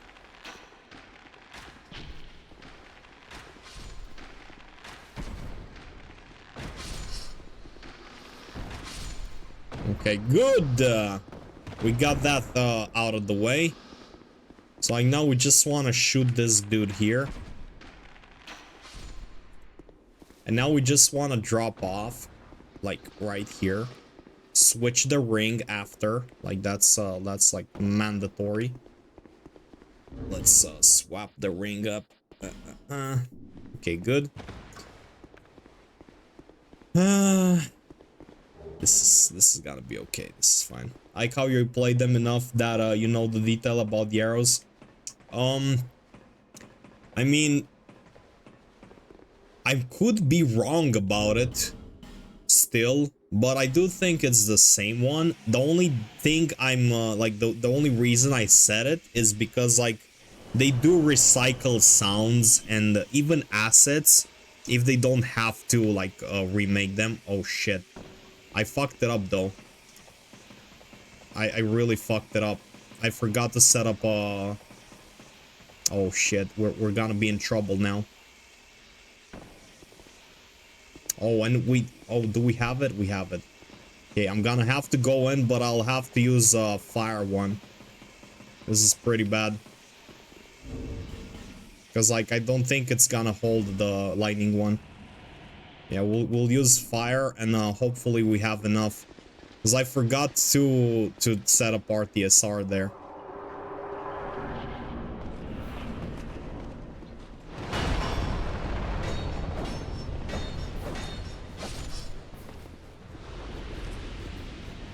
Hopefully, the bright bug holds, and we'll be fine. Can you frickin' do the jump, please?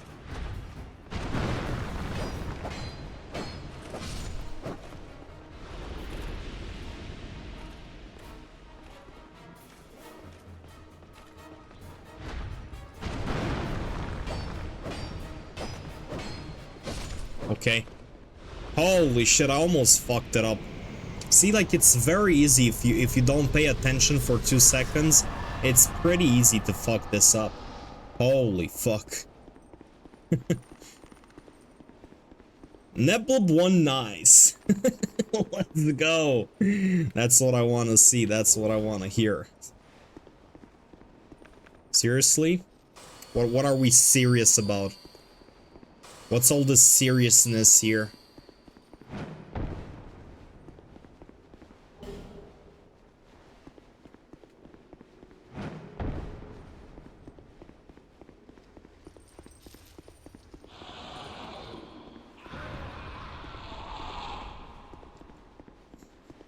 I'm always impressed how you and Neb can handle chat and play. Well, we're basically super used to the game at this point. So like it's not that bad. It was significantly harder in the beginning. Like it gets better with time, you know? Because like you actually done this part over and over for so many times that you're just like on autopilot most of the times. Which is part of the reason why sometimes you just forget certain things, you know? Like you forget things because you just do things automatically and it just like your brain goes to the next task. Like sometimes there's a small thing you had to do before it, which the brain literally didn't ingrain yet. So seriously, about any small mess up? Yeah, I mean the truth is, most of the time for those runs, You would probably get it significantly faster most of the times without like being live and without reading chat. But like the whole point of it is to be in chat, you know, like talk to people, have somebody be there and be happy with you about your achievement, you know? Like why wouldn't you want to share this with someone else? Like it's so much better. Like a lot of people like to watch those kind of things, and if you're gonna do it and it's something like real cool, like come on, like no hit is pretty freaking cool, and it's pretty fucking hard as well, because like you need a lot of patience and a lot of like knowledge, and you need to be able to like retain the knowledge, and like there's also like reaction time, like problem solving in case you fuck up and so on. Like you work through all of that. Of course, at the end of the day, you would like somebody to be there and be like, yeah, bro, holy shit, you got it. You know? That's awesome. A lot of streamers don't really engage in chat much. I mean, it's also because like there's different people with different backgrounds, and like some of the guys going exactly Pikachu hype, let's go. Like a lot of the people from different backgrounds and like different like situations in life, you know, so like a lot of them probably don't speak much in general, while I'm a guy that just talks a lot most of the times. Like most people hate talking to me because I talk too much, so it translates into like a good stream, at least good stream in the sense that it's not silent. But like that doesn't mean like necessarily what I say is interesting most of the time. It's just blabbering, you know. But yeah, like a lot of people hate talking to me, and I'm pretty sure even my streamer friends like don't like talking to me that much because I talk a lot, and it's not intentional, but my ADHD just makes me want to explain a lot of things, right? So I don't feel misunderstood. So I'm sure it's a chore to talk to me like most of the times.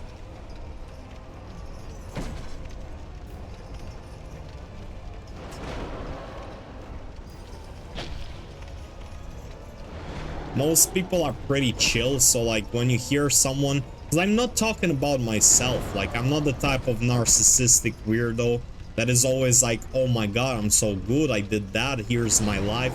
Nah, I'm talking about like different topics, but like I do talk a lot because I feel like if I'm misunderstood, then I give off like a bad impression, but then I give off a bad impression because I keep over explaining, you know. Like, I feel like even right now I could have just like summed everything up better, but I just like went on. And I even repeated myself a bit. I mean, it's also contributing to the fact that I'm fighting the boss right now. So it's probably better I should have shut up a little bit and fight the boss and talk after. But I think you get the gists. Like it's... You could say it's literally also something that I do in particular more than others. Totally get it. I'm the same way. Over explain, yeah. It's because like I have a fear of like being misunderstood, you know? So like because like that's literally part of ADHD. You're afraid that you didn't give up enough information and the person might misunderstand your point.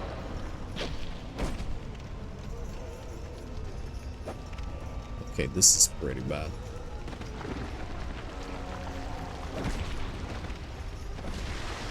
Yeah, I didn't want to be there because I was thinking that maybe that has a hitbox and I never checked it.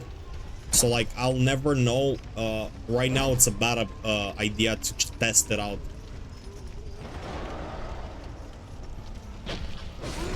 Okay, we did it. We got everything. We're past the Rotten now.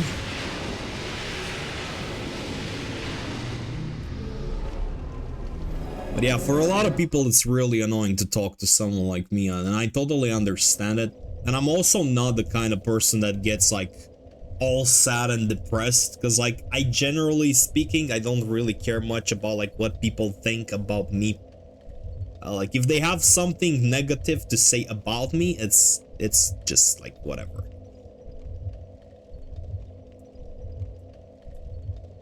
It's like I don't have enough time. Thanks a lot, Sweet Nightmare, for the reminder. But yeah, if I have enough time to like you know, listen to all the bullshit and get like all sad about whatever like random person A told about me, then I should have like, I should use that time differently, you know. My time is better spent like I don't know, improving myself or doing something that helps me out in one way or another, rather than just like, you know, getting myself beat over some like random dude that is pissed on himself and is trying to like attempt to hurt me in any way.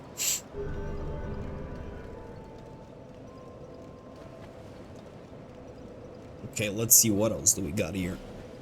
We need, oh, did we level up? We did level up. Let me just check one more time just to be sure we got everything right. So it's 50-50, that's 5, that's okay. Well, I think we're fine with the levels. Let's just go on and use this.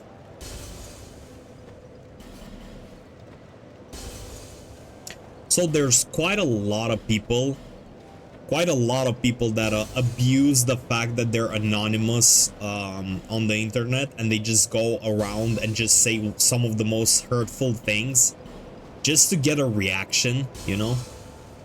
And then they just feed off of it. Like, they just go and jerk off because they said something bad and the person got upset. Like, boo-hoo, you couldn't imagine, like, holy shit. Like, of course, if you go around and you say something bad to someone, they might get upset. Like, I feel like that's pretty normal, but they're really so happy. Like, they're freaking like, oh my god, yes. The person is mad. You know? A lot of people go like that. And you'll see, like, like this is the life of a streamer generally, because there's a lot of people that will just pop in and say something like extremely bad just to either hurt you, get you banned. They'll try to do like, there's a lot of shit they will try to do just to make you mad, upset you, get you banned, and so on.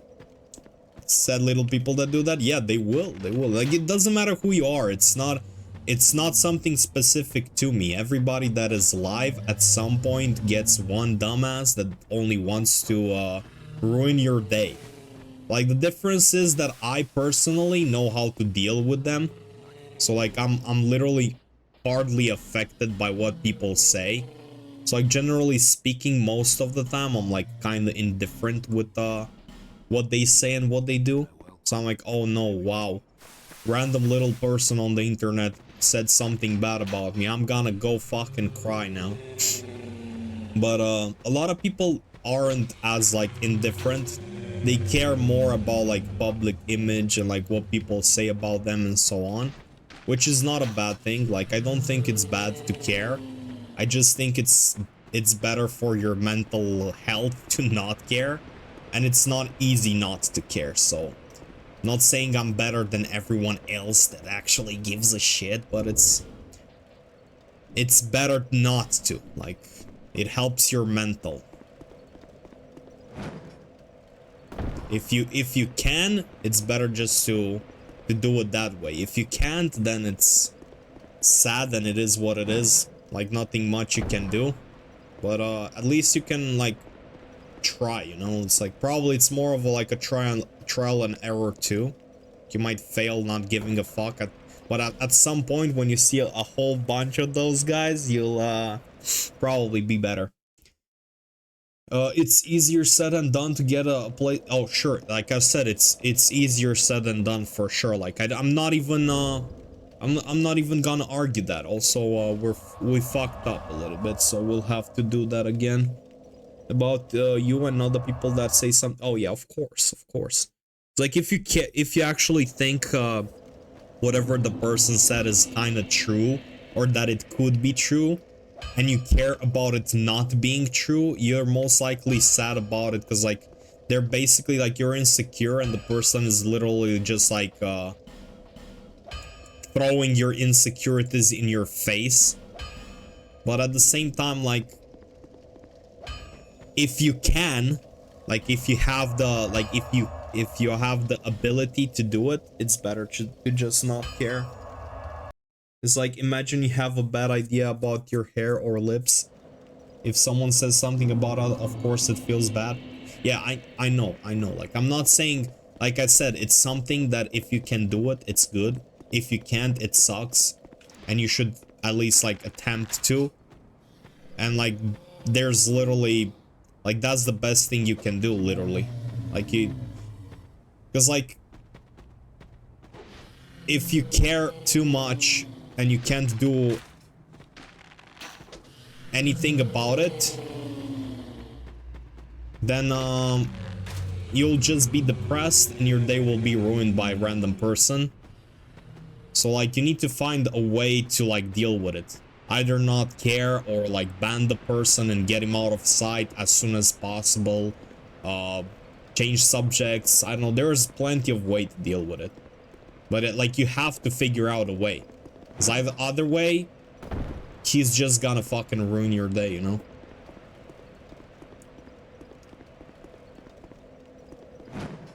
It's like there's plenty of reasons those people actually act the way they act. They're jealous. One, two, they might not be jealous, but they think they're smarter or better than everyone else.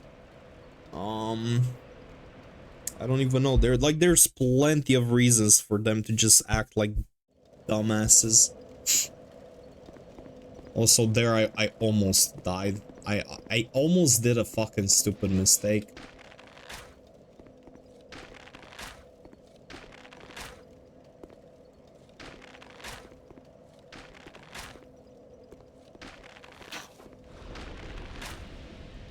Okay, let's go. Also, people that do that have a sad life or even a bad image about their self, and they feel better when they make you feel bad as well. Yeah, yeah, they do. I know.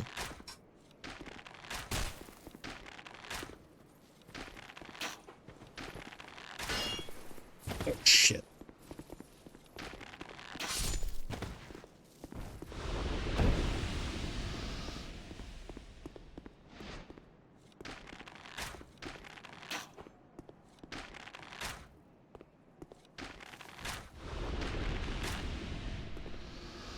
Yeah, it's always about them.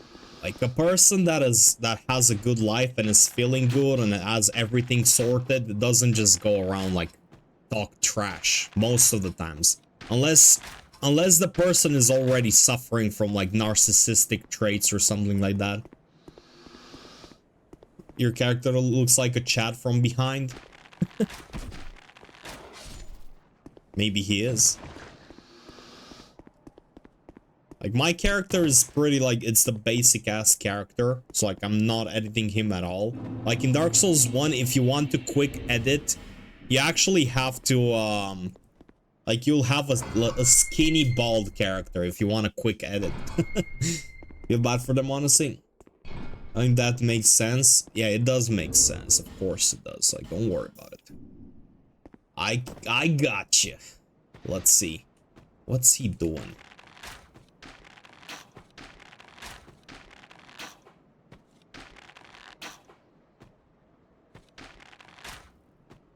Okay, we got the guy out of the way. Let's see.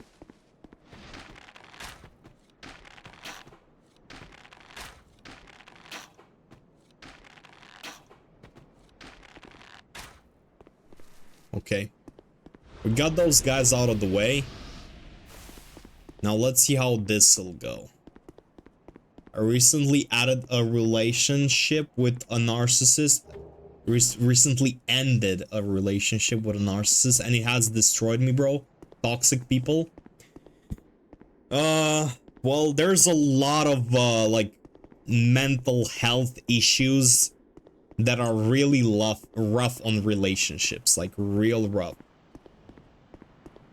Trying to learn it's about them and not you. Yeah, I know, because like My friend also had a relationship with a girl that had like some mental issues. And it fucked him over a lot. And now like he's going to therapy because he really like felt a lot like it's his fault most of the times, right? So like he was sitting there thinking like, how the fuck can I do better? Like what did I do wrong and so on? No, because like he's not the type of guy that has like a high self-esteem. So when he heard that she was complaining about him, he actually thought it's really his fault, right? But she was not complaining about it, like about him, because there's a problem with him. It was just like a compatibility problem, and there would be complaints anyway. And he didn't do anything wrong per se. Like, what he did is not wrong. It's just like they don't fit. It's like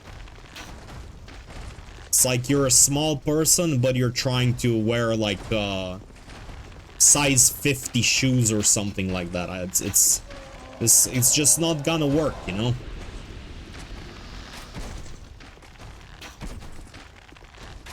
And like narcissistic people are like the worst.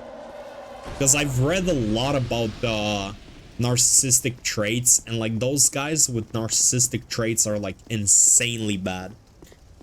It's because they're manipulative as well, so like they'll manipulate you into thinking that you're the problem and you're the one doing like the stupid and so on.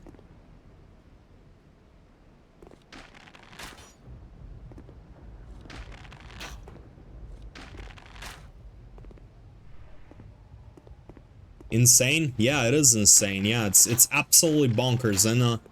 And like they also like they're charismatic, so in a way they also make you believe it. They also like since they're narcissistic, they care about themselves more than they care about you, so there's a good chance like a narcissistic person usually also cheats.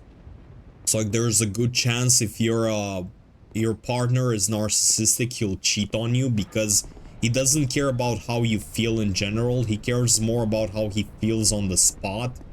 So like if he would feel better to be in the pants of some other girl, he'll most likely do it. And then when he gets home, if you find out, he'll just blame it on you. Oh, well, I fucked her because you know, you're a little bit fat now, so it's your fault. Like, she looked much better than you did, so it's your fault because you're fat and now I have to fuck, like, skinny girls or some dumb shit like that. Or, like, it's your fault I fucked her because, like, you know, I actually know you've been fucking the guy next door as well, even though he has, like, no freaking, like, it's just bullshit. But he'll just convince you actually fucked the guy next door, so this is revenge fuck or something. I don't know. Like, there's a lot of situations. I've read so many stupid ass stories about those dudes, and it's incredibly sad for the victim. Poison, exactly. Like, it's real bad, and the worst part is that they don't see anything wrong with what they do. Like, even if you found them out and there's no way they can deny it anymore, they don't care. So like basically at the end of the day, you just have a freaking idiot that doesn't give a shit even after being called out and found out and so on. Like it's nuts.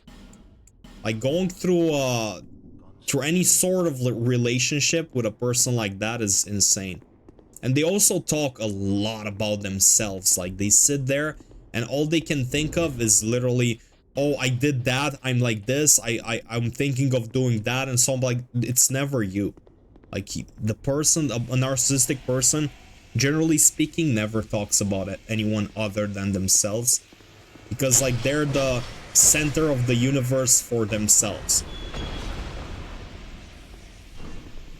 Like, there's a lot of people that talk much, right? Like, I talk a lot. Like, generally speaking, I don't really speak about myself much. Like, I rarely just, like, go on, like, oh, bro, I'm so amazing, trust me. Nah, I'm generally speaking about, like, random facts, random shit, you know? Like, it's... So, like, you can talk a lot and still, like, miss most info about yourself. Like when they talk a lot, but they mostly talk about themselves. So that's how you can literally notice the person is narcissistic from the get-go.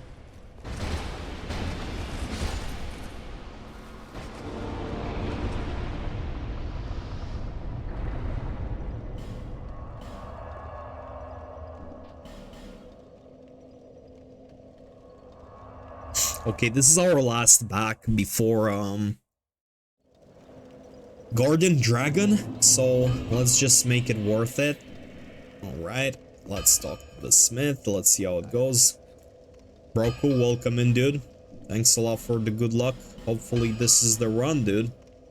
Hopefully this is the run. Okay, here we go.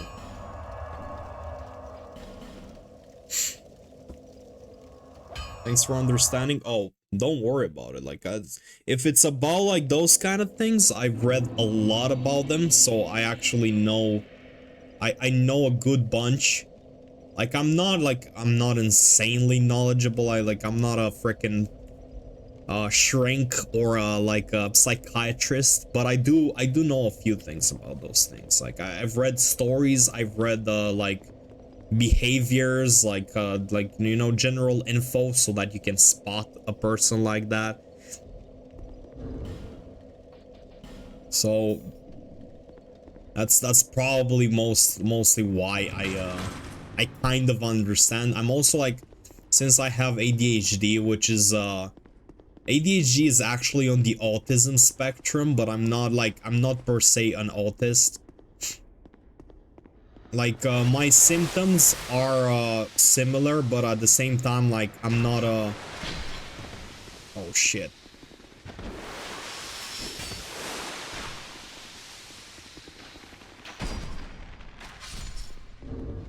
One second, let me go on, just... I almost forgot to do this one thing. Found the person with BPD just run. And it's really hard, because like with BPD compared to narcissists, it's a lot worse, because BPD people act in a terrible way, but they don't want to act like that. They feel sorry about it. They you know, it goes like that. So like it's pretty hard. BPD, it's borderline personality disorder. So like a BPD person doesn't want to do that. It doesn't want to be like that. While the narcissist is like that, and most of the time they don't care and they're fine with being like that. So that's the difference there. It's like a BPD person regrets its actions and it would want to do better, while the narcissist doesn't give a shit. And he never will. And he can even go to prison for what he's done and he would still not feel remorse. Isn't it bipolar disorder? No. It's BPD is a borderline personality disorder. And bipolar is like, I think it's written different. Like, I think it's BD or something like that. I'm no idea. But if you search it on Google, that's what shows up, Broku. Okay, let's just wait, what? Oh, no fucking way, dude. Forgot to set up RTSR. That's what I was supposed to do. Let's just run again.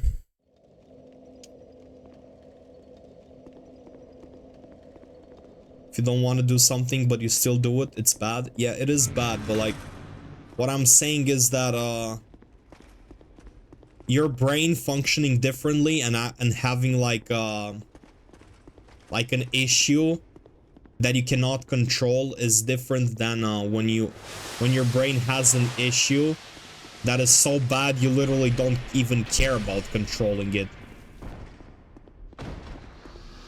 Like, when the problem is when you can't even give a fuck about it, like to even attempt to do better, it's just like significantly worse. Like, I'm not saying the narcissists don't suffer in a way.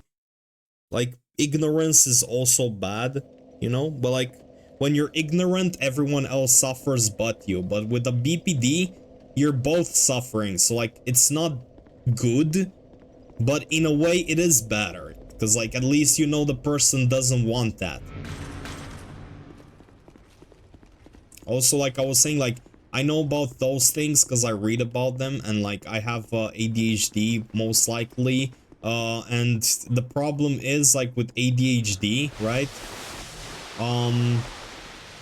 I was saying it's on the autism spectrum, but, like, it's not like you're having autism, because, like, there's a lot of the symptoms of autism that a person with ADHD most likely doesn't have. But the reason people with ADHD have, like, trouble is because, like, your brain is literally wired different. So you could say I'm built different, right? And because of that, there's a lot of situation where the way I act and the way I am is different than other people. Like, some differences are, like, my attention span is short. Basically, if I don't... Like, I can concentrate profusely, like, I can sit here and concentrate real hard on something. And then the next second, somebody comes and talks with me. It breaks my attention, because now I'm paying attention to what they're saying. But I cannot go back to the task and just go back into the concentration I had before. But, like, for some, it's true for a lot of people. Like, this is true for a lot of people. But, with ADHD, you can no longer concentrate for the rest of the day sometimes. Sometimes you cannot concentrate for days on end, and then one day just comes and you can literally concentrate. And if something breaks it, you're back to, like, not being able to concentrate for days. Like I said, you feel the need to explain yourself because you're afraid that maybe the amount of information you've given to someone is not enough. What else? Of course, there's the part where you, like, your attention span is so short. You like want to go do something. You like, say I want to go get milk, right? By the time I reach the kitchen, I see something on the floor that shouldn't be there, and I'm like, hey, what's this thing doing here? I go, I place it in the right spot, and by the time I place that shit where it's supposed to be, I already forgot that I was going to the kitchen to get milk, so I'm no longer going to the kitchen. And then I want to sit down. I want to sit down on my chair and, like, I want to do, like say the run. I want to continue with the run. I'm sitting on my chair. The moment I sit down, I'm like, oh shit, milk. You know, it's pretty annoying. And I'm sure a lot of people have those symptoms because this is a spectrum. So most people kinda have a little bit of this. But I have, like, for the people that actually have the problem, it happens more often, you know? It's like, this is something that happens to most people.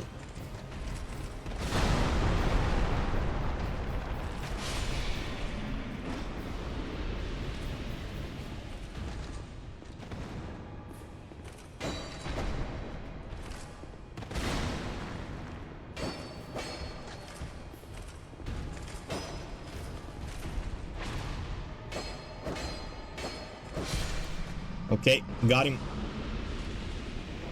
Oh, sounds so hard and challenging. Yeah, it is hard and it is annoying. Like it's okay. Like I've lived with it until now, so I can literally just live with it until I die. It doesn't really matter much.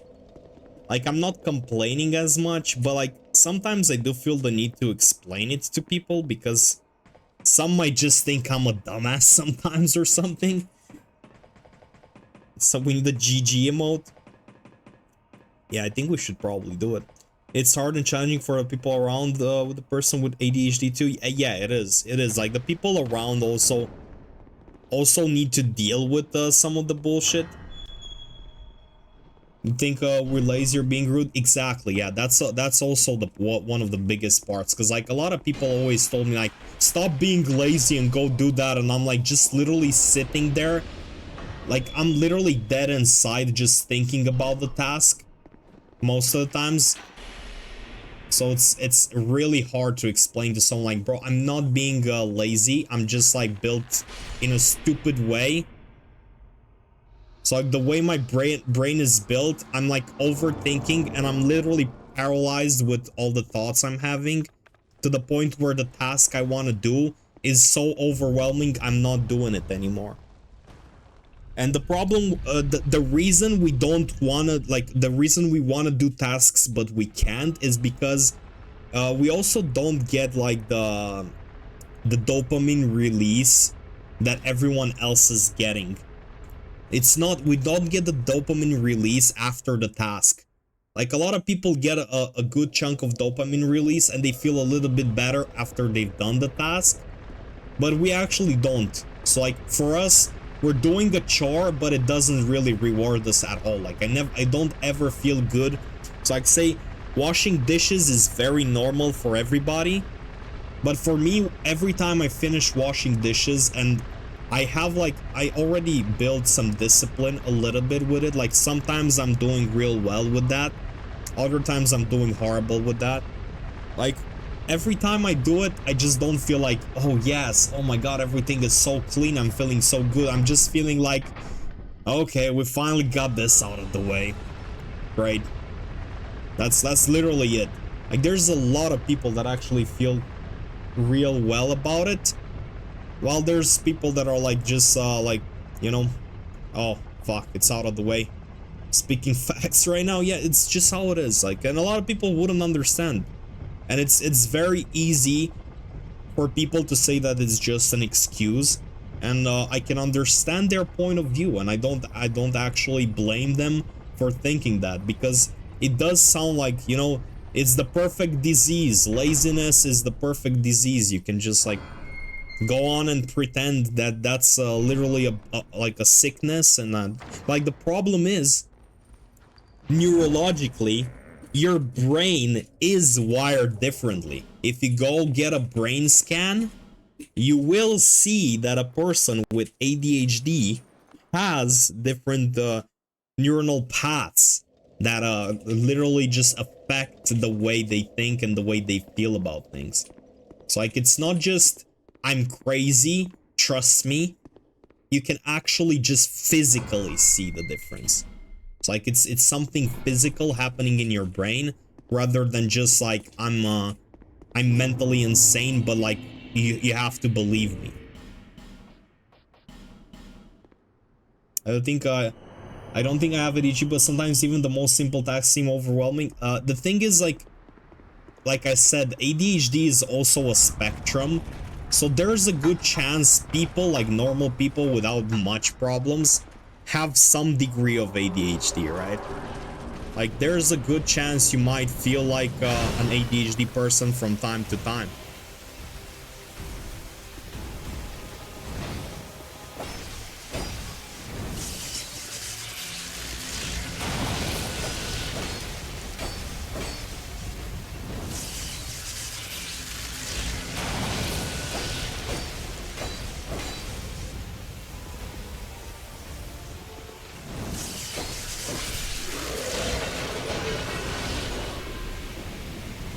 Okay, we got Mirror Knight.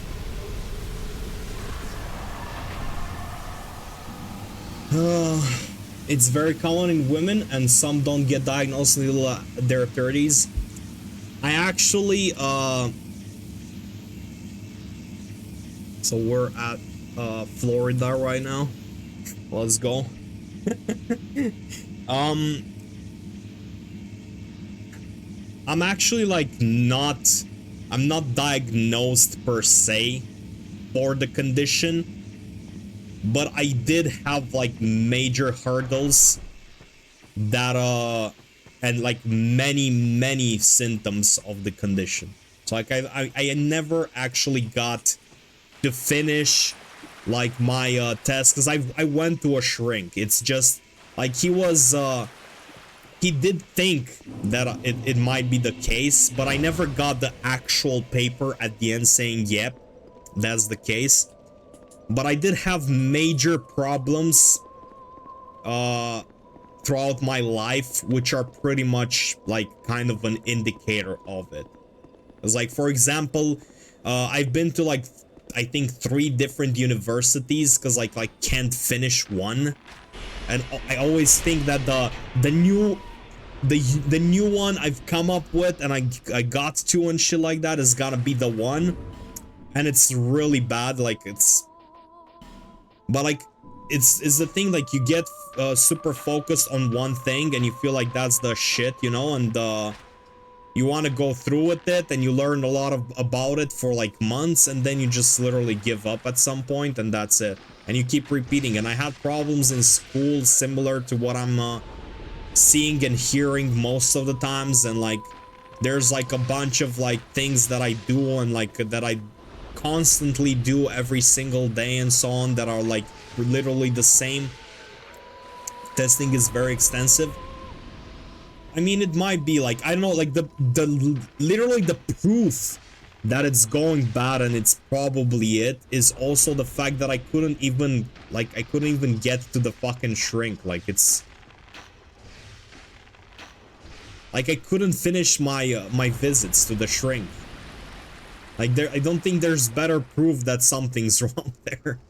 Especially since I was literally there for him to help me. I went like 5 times and then I couldn't be asked. It's because I forget about it. Like it's out of sight, out of mind kind of thing. It's not that I didn't like it there. It's like I just completely forget that I have to, and then I wake up and I'm like, oh shit, I'm late. And then I'm like, okay, well, how do I do this? I tell him, sorry, I'm late. I'll probably come next time. We'll have to figure out another date. And then I set up the date myself, and it should be okay. And then guess what? I don't show up again, even though I chose the time. And like, it's literally how it happens. Like, if you don't self-diagnose, like if you don't feel like something's wrong with you at any point, even though like a lot of things you do are very different from most people you know, then you just like you're what, how are you gonna do it if you think everything's fine with you and you don't like check the symptoms, you don't watch other people that have been diagnosed and figure like, is that the same problem you're having and so on? Then how are you gonna go about it? You're just gonna sit home and live with the problem, that's it. Also, like, it's pretty common to have certain symptoms of different kind of like different kind of problems that exist, right? Like, it's common for normal people to have symptoms. Like, a normal person won't check every symptom on the list. Like, a normal person doesn't have most problems on the list. They'll have like 1, 2, 5, but there's like 50 problems. There's like 100 problems. And not like a normal person won't have all of them.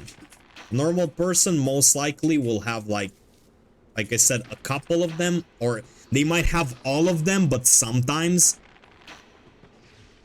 it's literally like every kind of sickness. If you feel like you're coughing, it might be the flu. If you're coughing for like 2 weeks, it's a little bit strange. If you're coughing for 3 months, it might be chronic and you might want to go to the hospital or like, I don't know, do like an intensive checkup, so on. So like it's literally, because like I'm looking at most things, right?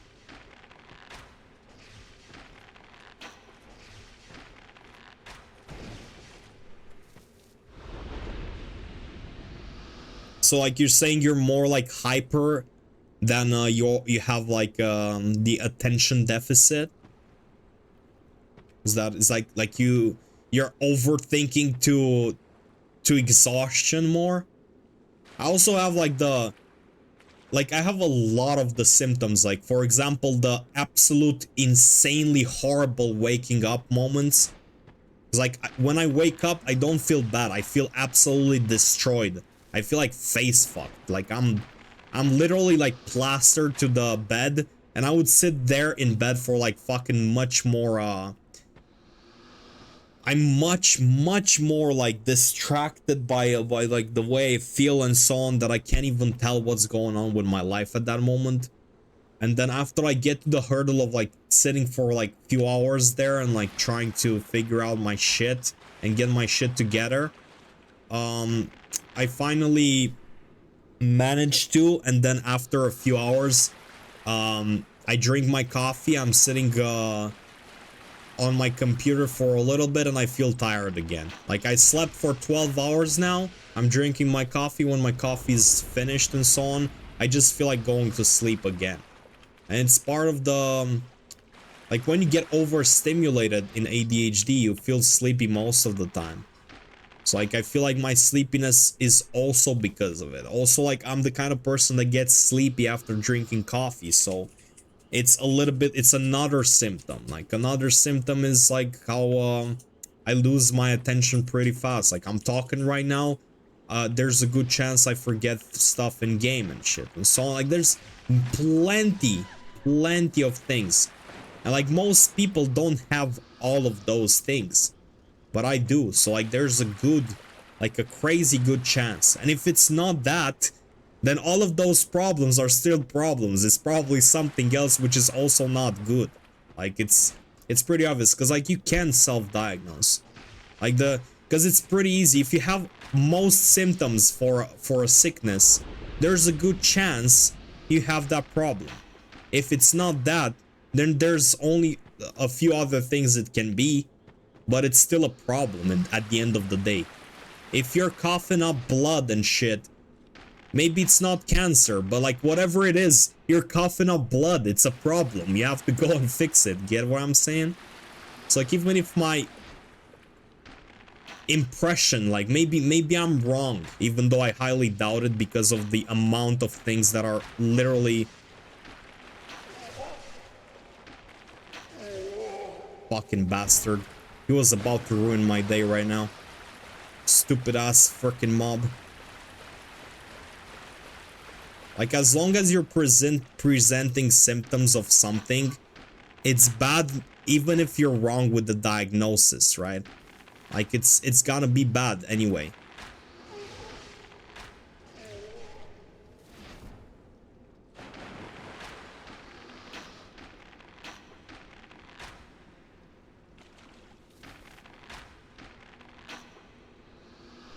And the worst part with like most of those like disorders that have to do with the brain and whatnot is that unless you see all those signs and people tell you about them and they tell you that maybe that is this or that, you can't even begin to go look for some therapy and see if it's like actually it or not. It's like I said, there's no way to find out unless like you think something's off.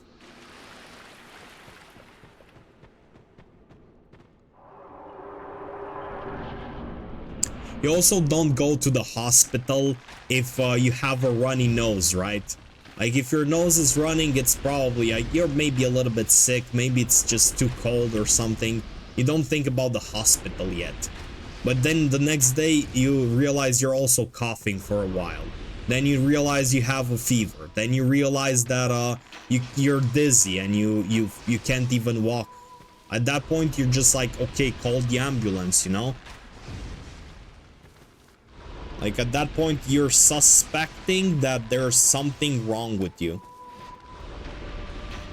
It's literally the same thing if it's something psychical. Just the way it is with the physical part, right?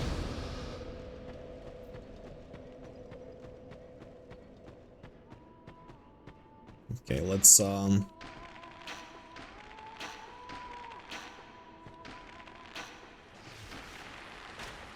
oh, fuck.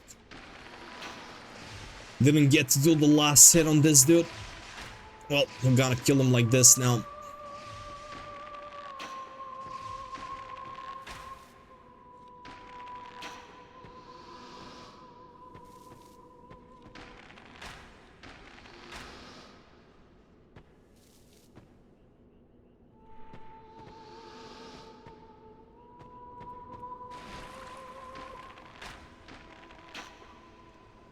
Okay.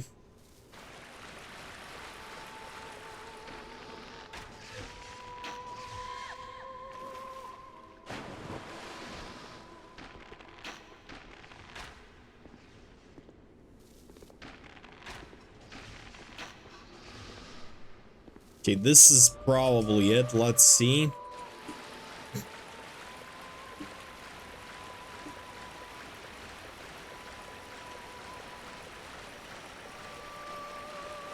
Now I just need to make sure I don't sit too close to the fucking frog.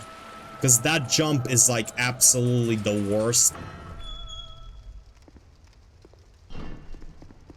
Like the freaking jump is like so bad.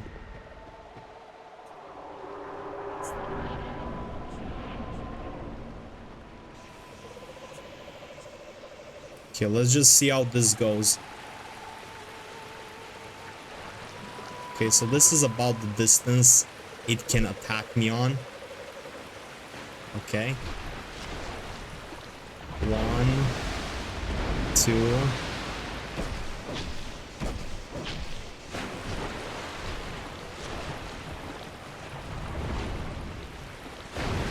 Oh my fucking god, this stupid ass frog. Nope.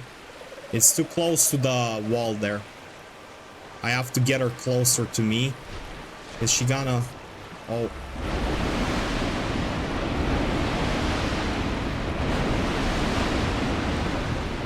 Fucking stupid ass frog, dude.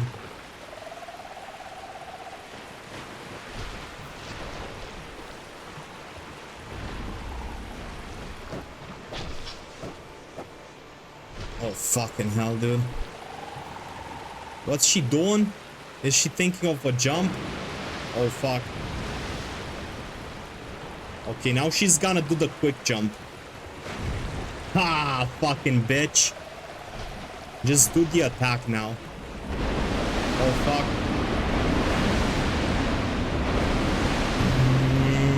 Come on. Do the fucking slap, dude. Do the fucking slap, please. Okay, he's gonna jump again. Nope. Yep. I've kind of guessed this much.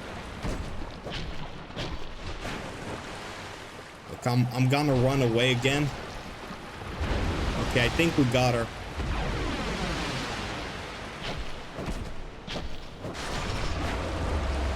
Fucking stupid ass frog. Like, I knew it. Like, I fucking knew it. When he was gonna do the jump, I knew exactly he was gonna do the jump. Stupid ass frog.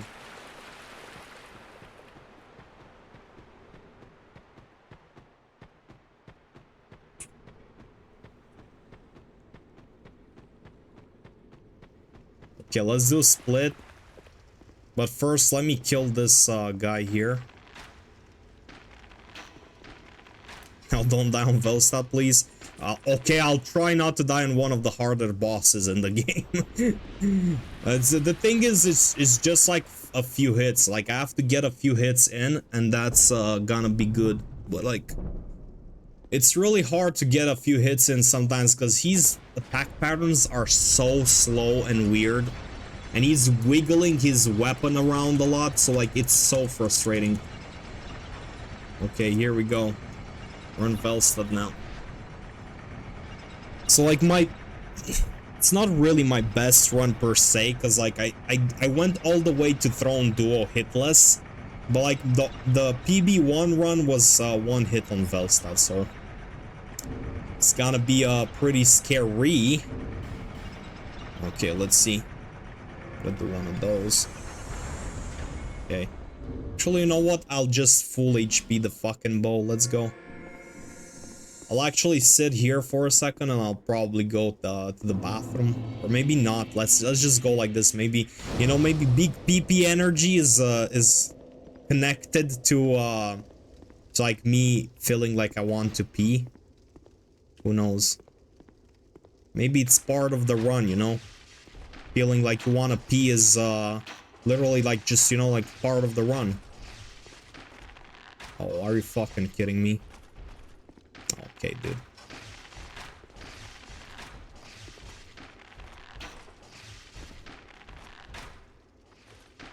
What went through? What is bro doing? Okay, here we go.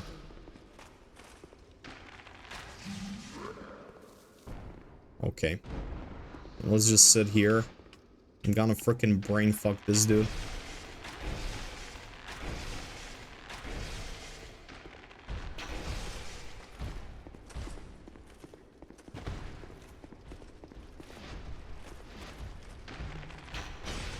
Okay, this guy's done.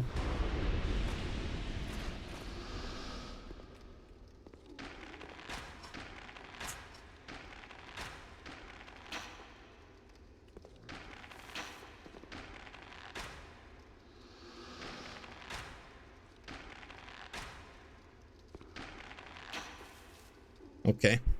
So for those of you that don't know, this guy literally doesn't move from the door. He's just stuck there. I don't know why they made it like that, but the guy just never moves.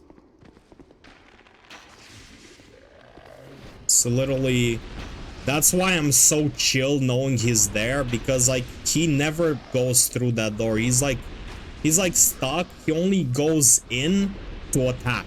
So if I'm not in range of his attack, he'll not move. And even if if I'm in range, if I move out of the way, he will just go back to the door.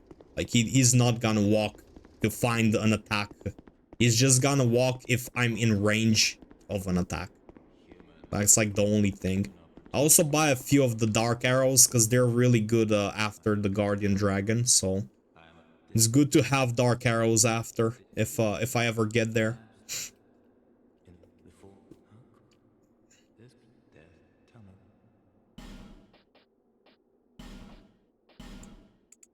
Okay, let's see how it goes. I'll buy like 250 of those. I don't need more than that, so... Because we're not gonna use them here. And when we need them, it's not that bad anymore. Like, we're fine.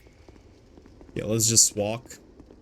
This run here is so much worse if you're playing vanilla Dark Souls 2, by the way.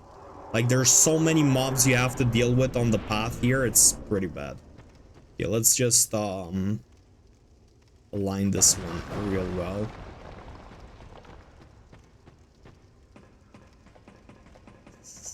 Okay, here goes this dude. Let's go slowly until we can target. There we go. This guy's dead. He hears you and he'll freaking hit you if you don't pay too much attention. So it's better to watch out. So this guy. Okay. Now what we want to do is 1, 2, and around here we gotta hit up there. Okay, there we go. That's about it. And we can literally just walk past. Okay, we're at Velstadt. Now let's hope I don't fuck this one up somehow. Like, it should be okay. Like, generally speaking, when I'm not in a run, I'm doing well against this fucker. It's just like whenever I'm running, he's so fucking annoying.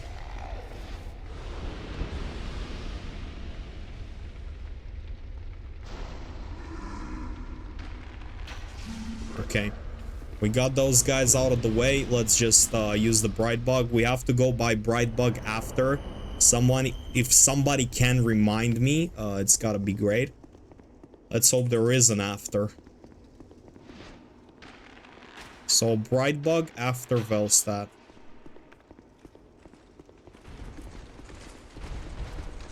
Okay, we're good.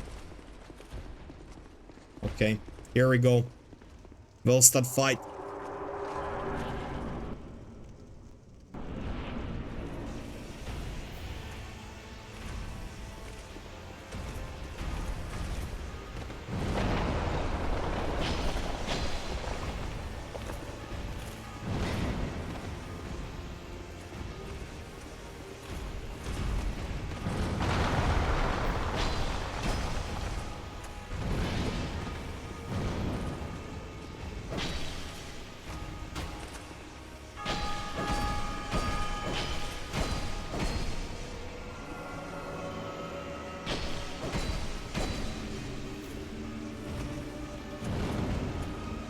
I knew I was gonna do that, so I had to freaking dodge the fucker. Oh no, I'm fucked.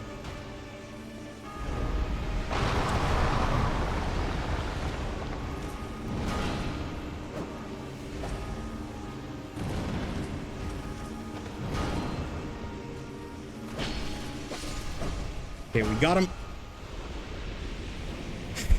He did that part a lot faster than usual, so for those of you wondering why did it look so fucked, it looked fucked because I had bad luck. Like, I was literally unlucky about it. Okay, so we go by Bright Bugs now, and we have to go to the dragon. And after the dragon, I'll go to the bathroom, I guess. I think that's a good point to literally go, you know, get the leak out. What you around and search you. Thank you for the bits. Okay, here we go. Bright Bugs, dragon, bathroom, right? Let's. That's the order. I wanna, like, I'm keeping the stuff in. Like all the liquids, they have to sit in until I beat the freaking dragon. Let me also use up all of the souls and stuff, because we're gonna get a little bit more damage. Like, it's not gonna be crazy, but maybe it makes a difference. Let's see.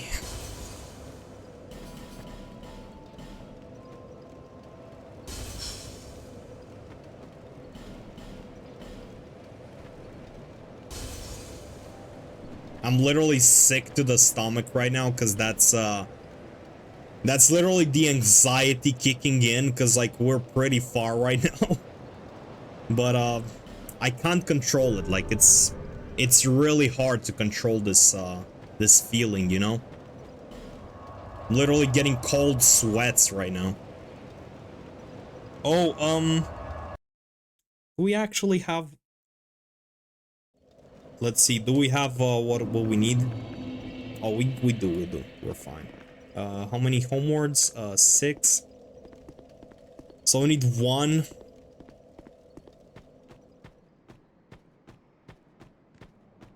We need 1 there. We need oh, we got it. We got enough. We're good. We're good.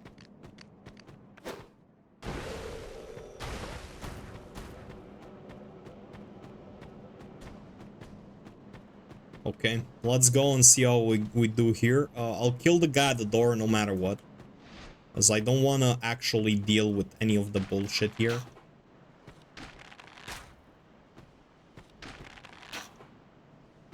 Oh, fucking hell, dude.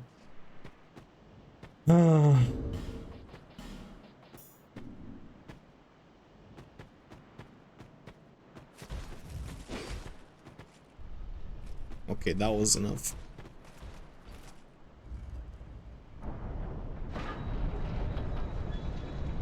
I was gonna kill him, but he's holding a shield, so it's gonna take like fucking 5 minutes. So I'm just opening the door and we'll run past. He's so pissed about it. He's like, bro, no, you're not. Okay, let's see how it goes.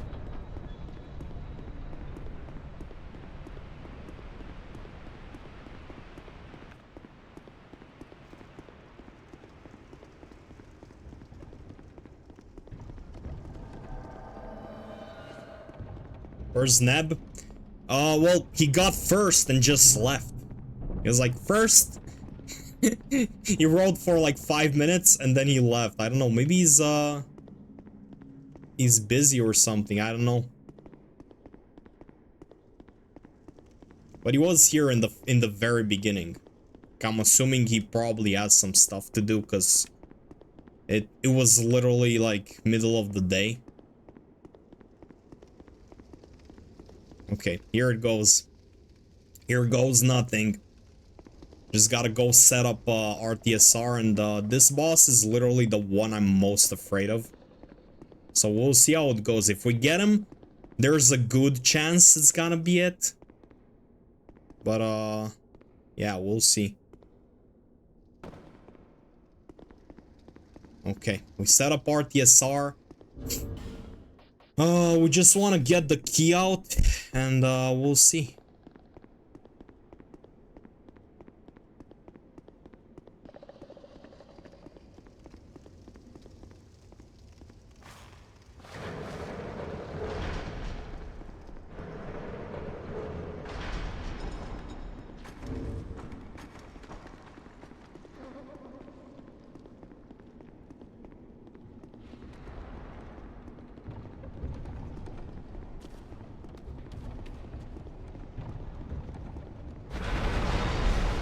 this guy breaks the door quite fast. Like he's not waiting at all. Like this other dude has like a little bit of a delay. See?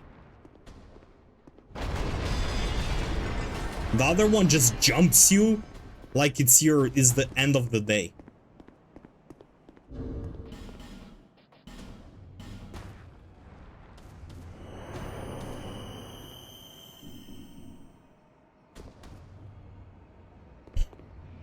Okay, here we go.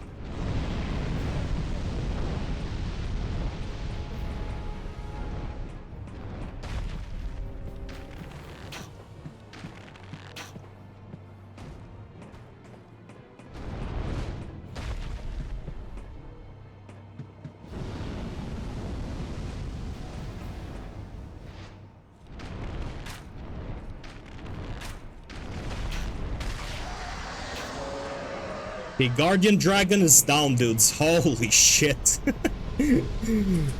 Actually, you know what? I'm not going to the bathroom. Fuck that. I'll pee myself, okay? Oh my god, this is going bad. This is actually bad, dudes. Like, knees weak, arms spaghetti right now. I'll probably be vomiting on mom's shirt already, you know?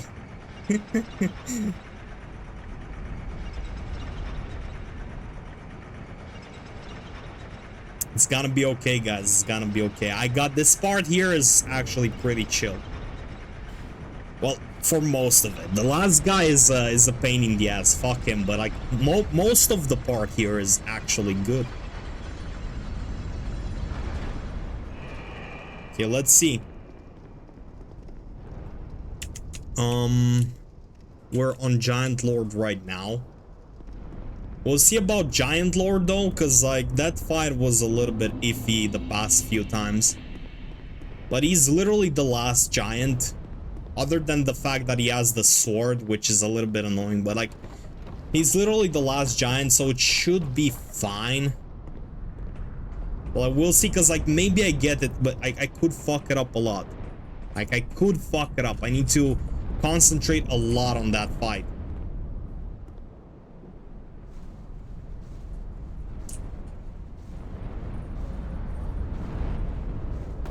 Sometimes you die at him, so we will see. Yeah, we'll see. If I get past him, I'm actually pretty happy.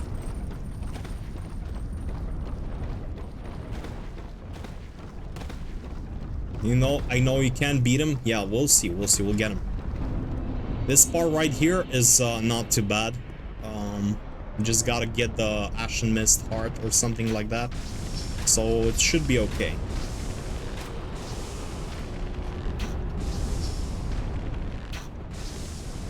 Okay, we got this dude. It's out of the way. 220 damage is a lot. Like, that's why we get like those arrows. Don't think it really matters, because like the damage per se is good, but it doesn't really make that much of a difference. But I feel like on the last guy we'll actually feel the difference. Because last guy is pretty tanky, and we gotta run him through the whole area, so...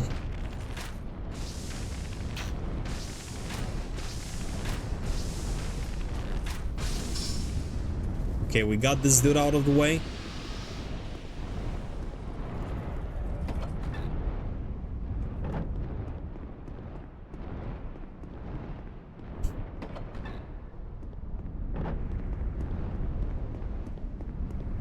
Okay, let's not shoot the guys on the right now, or the left.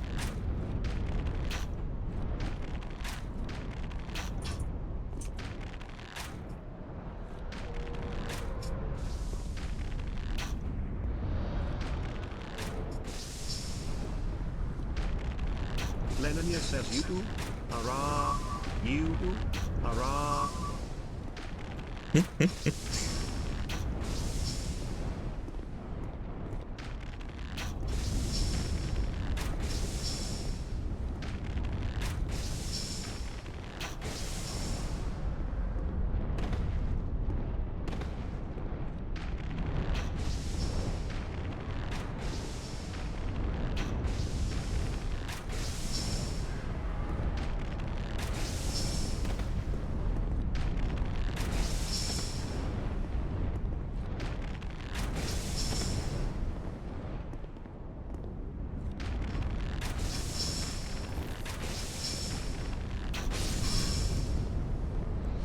Lane needs a pee potty. That sounds like I'm one of those kids, you know, and I need a potty training right now. Oh god, that's great. Okay, we got this part. We're okay now. We're safe here. Now we only have to do the giant. Well, it sounds like we just have to do the giant, but it's actually not too easy, you know. It's actually not too easy. Like he's a bitch. Like that giant is a bitch. Like my method is not, it's probably not the best one. Like I don't actually know better ways, and I'm more comfortable with the way I do him. So I'll just do whatever I know I do like most of the times, and we'll see. You can do it, Laney. Okay, thanks a lot, Lena. We can actually get this. We'll go back. Maybe we can get one more level or something, and we'll see how it goes.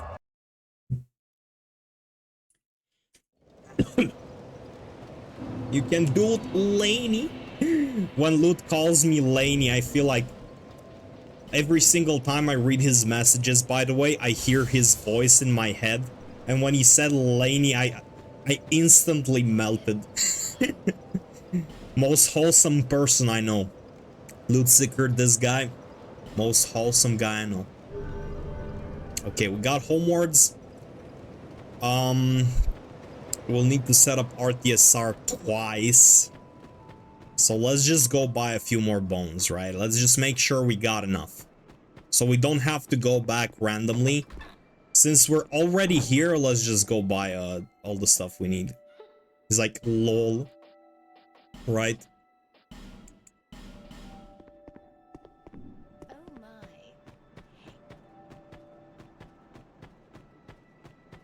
Every time he says lol, I just hear the giggles from hell, you know?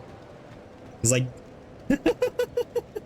Every single time, the loot giggles. Nobody can replicate them. They're like, they're like one of a time rare stone, you know? Like, it's one of those precious stones. It's like one of those that you can only find in like a specific place on Earth, in some like lost cave.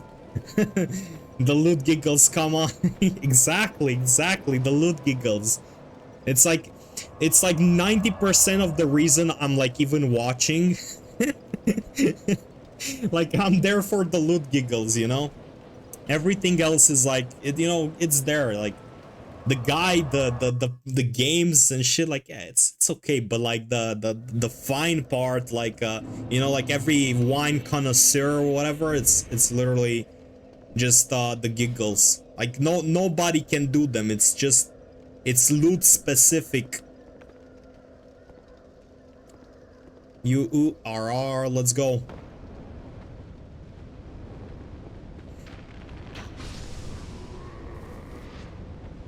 Okay, doors open in case I get invaded. Okay, that's good. I killed this guy. Now we need to kill the guy at the door here. And we should be fine from there on.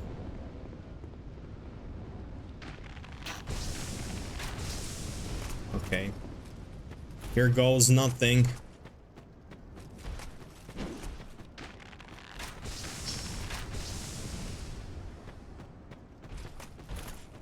It's literally the message you have when you go live, right?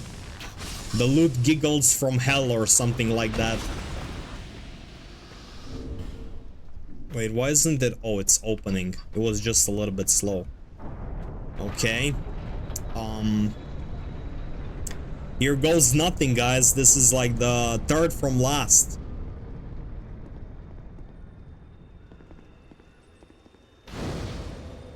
He's the third from last boss. We gotta get him. Is everything in order? Everything looks to be okay. Okay, let's just go.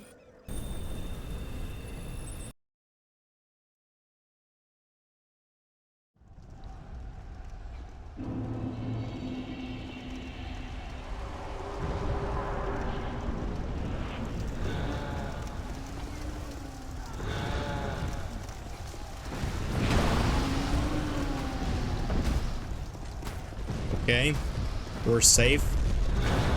Now just the boss, guys.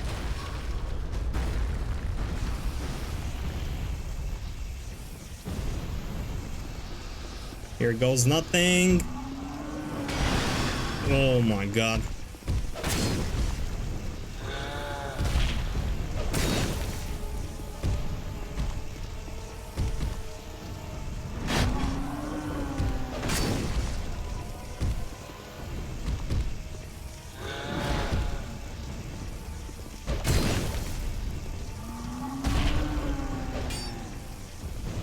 Okay, this is actually pretty bad.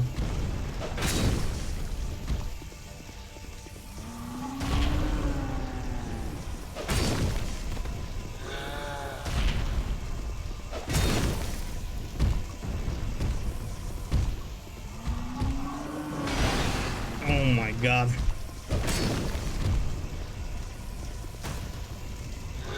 No!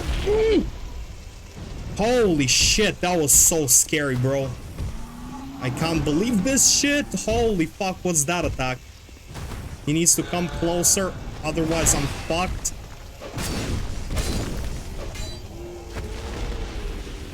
Holy fuck, he went too far away, dude, and I didn't know what to do. Like, he went too far away and I didn't know what to do. Like, fucking hell, he went so far away, I didn't know what to do on that. Christ almighty, exactly. Like, what is this, bro? What is going on? Oh my fucking god. Okay, we're going. Oh, I went to the wrong,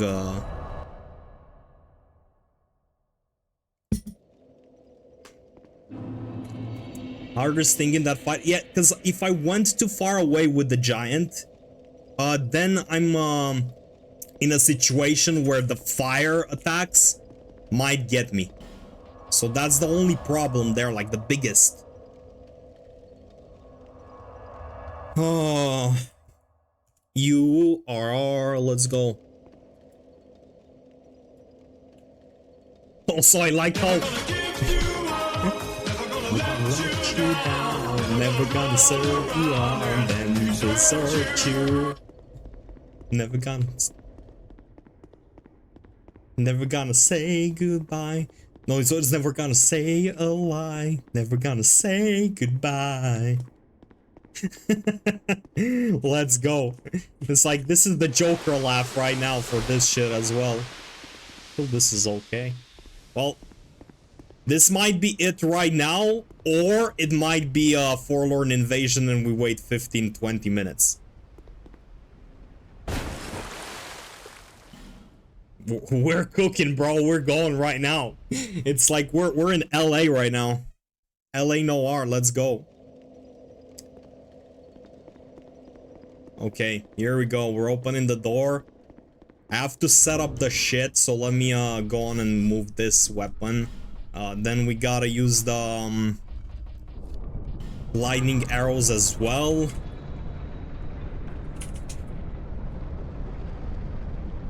Well, hopefully the fight goes better than the first fight I had earlier, because then we're fucked.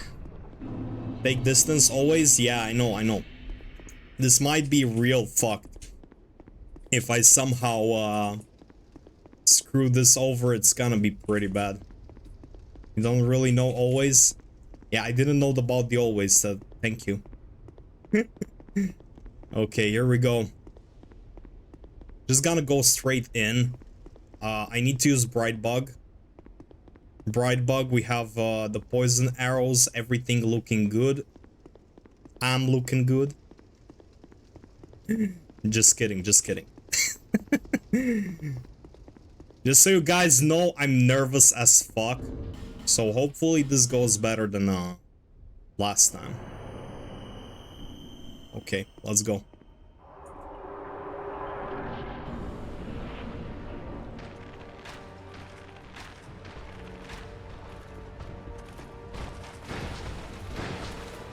Oh no, that was a little bit bad.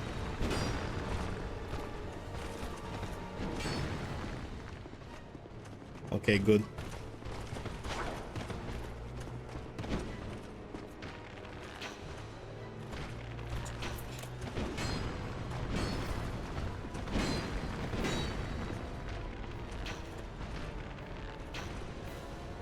Okay, we're good.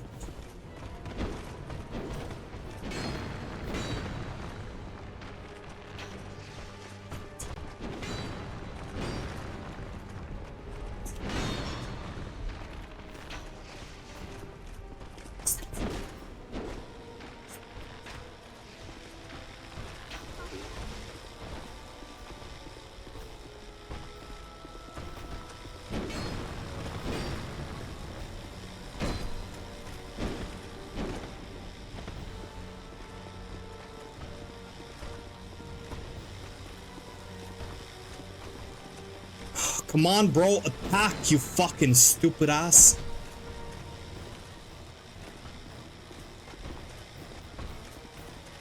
Come on. No! Shit ass.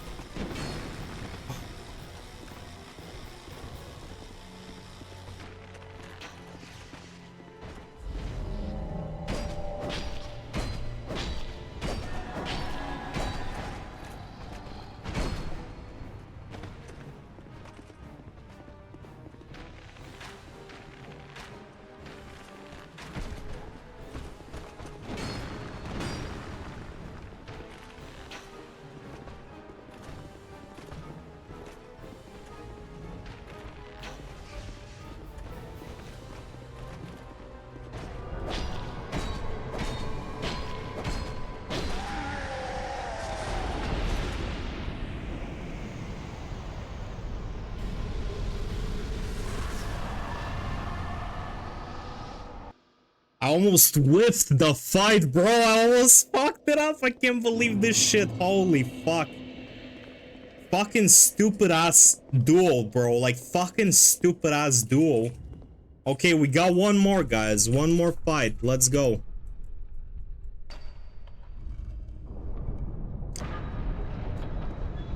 We got Nashandra, and we're pretty much done with the game. Let's hope I get Nashandra, because, like, it's pretty bad. Like, with Nashandra, I haven't fought her in a while, so this could be pretty bad.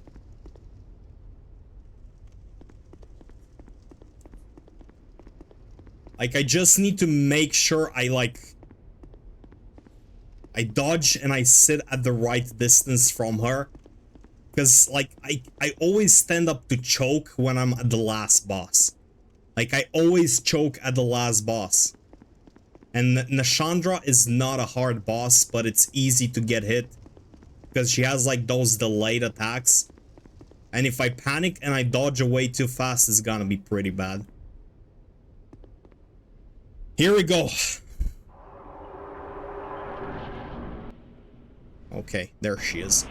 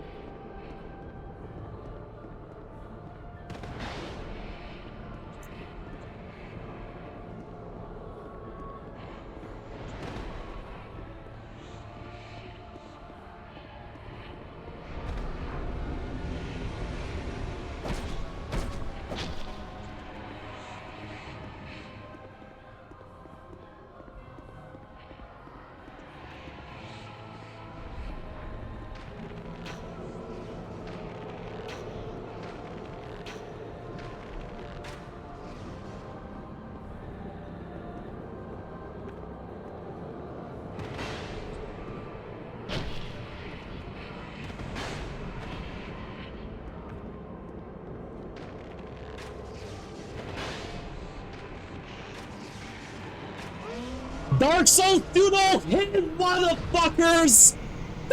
Woo! Let's go! Holy shit, man. Holy mother of God. You don't know how bad I was shaking, bro. Like, you have no fucking idea how bad I was freaking shaking, dude. Holy shit. Thanks a lot, Nudebag, for the follow. Thanks a lot, Lit Carbonator, for the follow. Also, I think, like, the freaking... Oh my god, bro, the fucking, like, curse flames were so bad. Like, so bad. They were in a bad position. I was so fucking it up. No fucking way, dude. Oh my god, like, my hands are literally, like, I'm shaking so bad right now. Oh my god, thanks a lot, guys. I appreciate you a lot. I like, again, Nudebag, Lit Carbonator, thanks a lot for the follow, dudes. Thanks a lot, guys, for the GGs. Neb, Sykes, holy fuck. I'm also surprised Sykes is here at this hour. Too easy for the monkey. You asked me when I'm gonna do Dark Souls 3, Neb. Next is Dark Souls 3. There we go. We're starting on Monday. Holy fuck, I'm so happy, guys. Like, you have no idea how happy I am. Because I was going nuts this week about it, because it's 1 PB for like fucking 4 days now. It is your choice. I finally finished drinking my coffee as well, and it was literally like, what was the time? 8:33 p.m, bro. Like, it's... I can't fucking believe this. Wait, so if I trigger this, is it done? Like, it's done, right? Like, I can literally, like, I can relax now, right? There's no way, like, it's... If it starts the credits, I'm literally fine. Well deserved it, told you it was only a matter of time. Bro, like, I'm telling you, it wasn't even a good run. Like, if you look at the run, I freaking got, like, shit pants, in 3 different places at least. Like, at least 3 places, like, with the freaking duo, that was so bad. Like, I can't believe I got myself out of that situation. Like, honestly, I think it was 1 second, and the fucking defender would have been up again. If it ain't scuffed, it ain't the run, exactly. That's normal, yeah, good to know. Holy shit, now Dark Souls 3 is gonna be like freaking months away, but we'll start Monday. It's gonna be probably 2 months or 3 before I get that one. But I'm happy because we literally got it in a little bit less than 1 month. We got it in a little bit less than 1 month. So this was quite a good run. Holy shit.